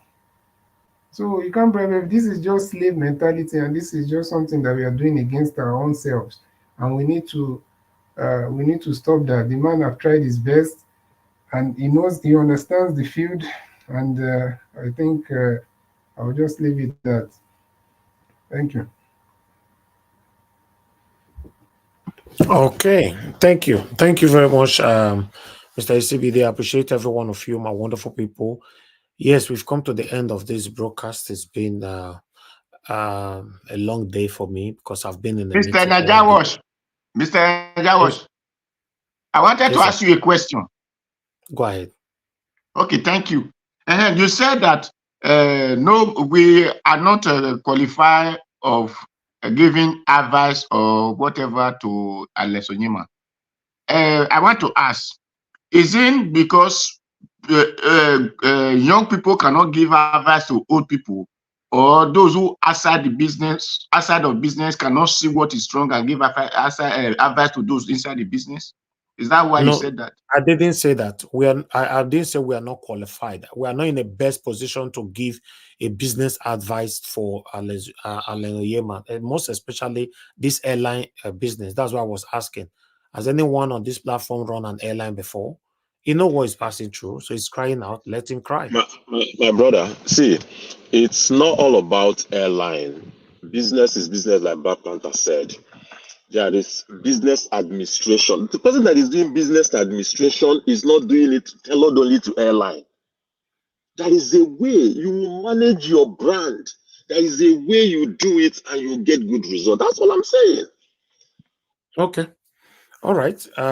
Some people will agree with you. Some will disagree. So that's why we call it a panel. But for me, I totally disagree. Totally disagree with all those that's what I'm saying. submission So for me, of victim blaming. You know. Yeah, for me, I disagree. While a Black Panther agree, maybe some people on the comment section might also agree. So that's one thing. So people agree or disagree with you doesn't mean anything at all. But for me, I think none of us on this panel, that's my opinion, none of us on this panel can give Alan Onyema a business advice. I don't believe, none of us. So, but if you think you can, that's fine. I don't have a problem with that. That's my opinion.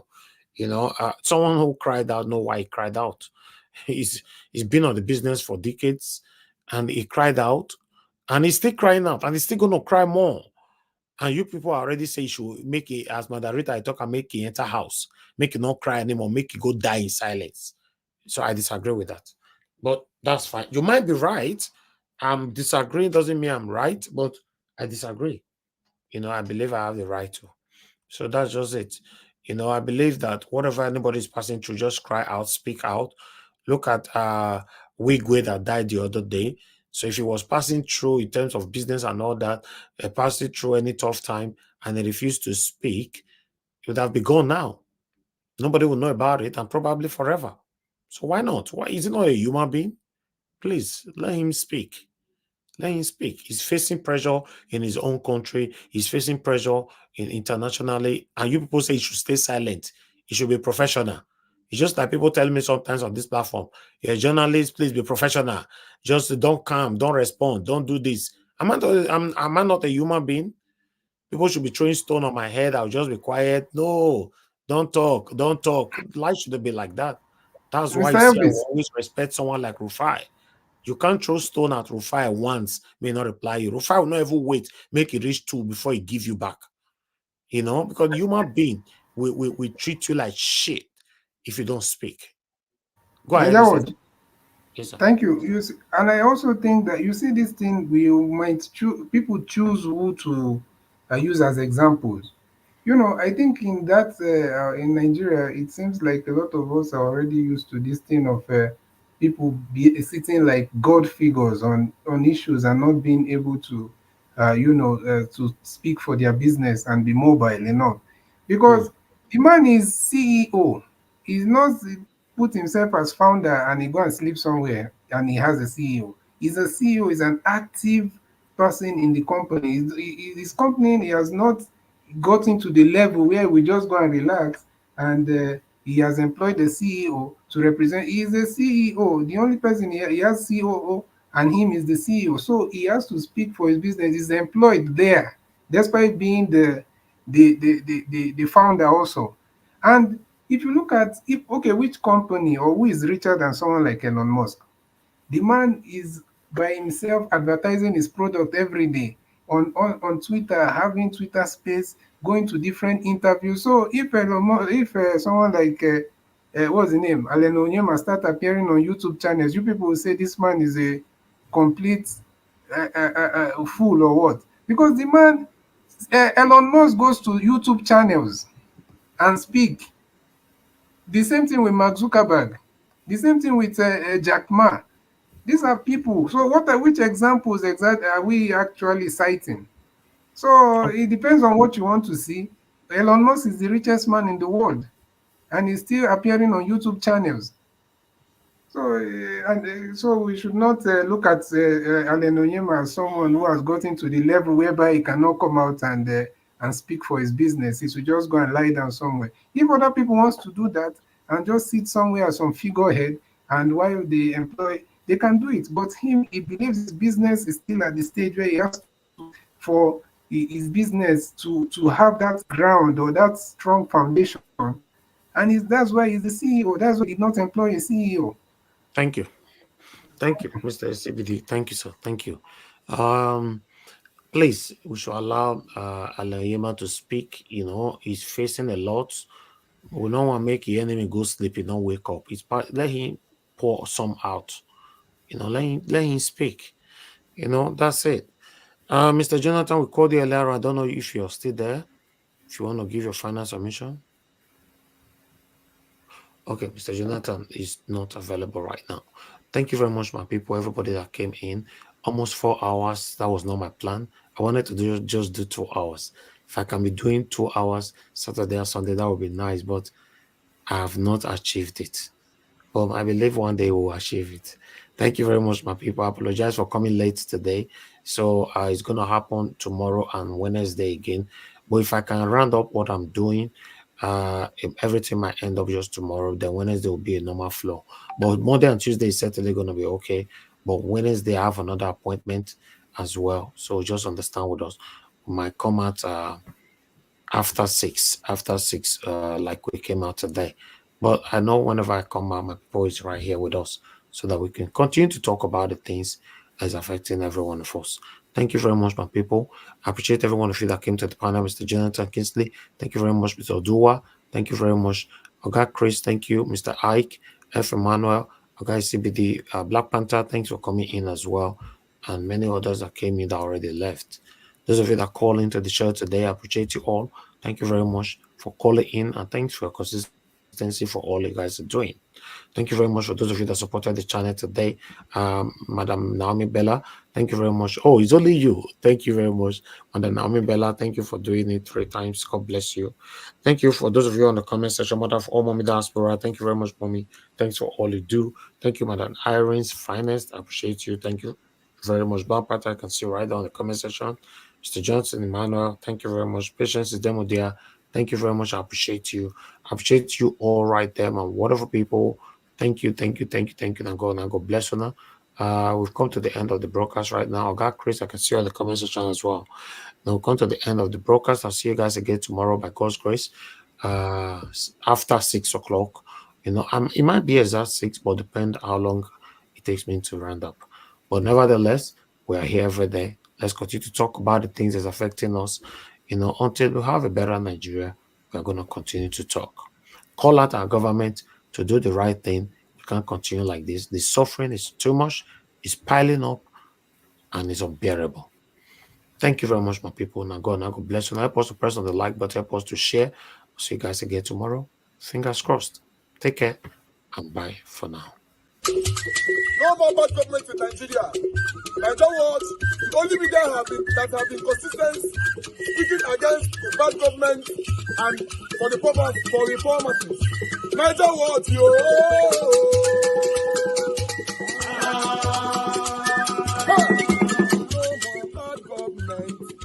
No more bad government. Nigeria what? No more bad government. Nigeria what? No more bad government. The only media that have been speaking. No more bad government. The voice of the voiceless. No more bad government.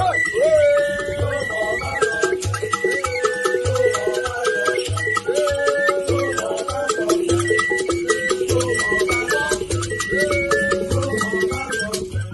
government. No more bad government. For the poor. No more bad government. Nigeria what? No more bad government. Nigeria what media. No more bad government. No more bad government. No more bad government. In Nigeria. No more bad government. No more bad government. No more bad government. The only media. No more bad government. The #1 media in Nigeria. No more bad government. That have been speaking against government. No more bad government. Nigeria what? No more bad government.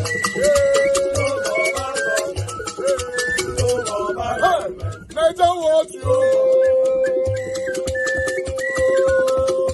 The voice of the voiceless. The voice of the voiceless.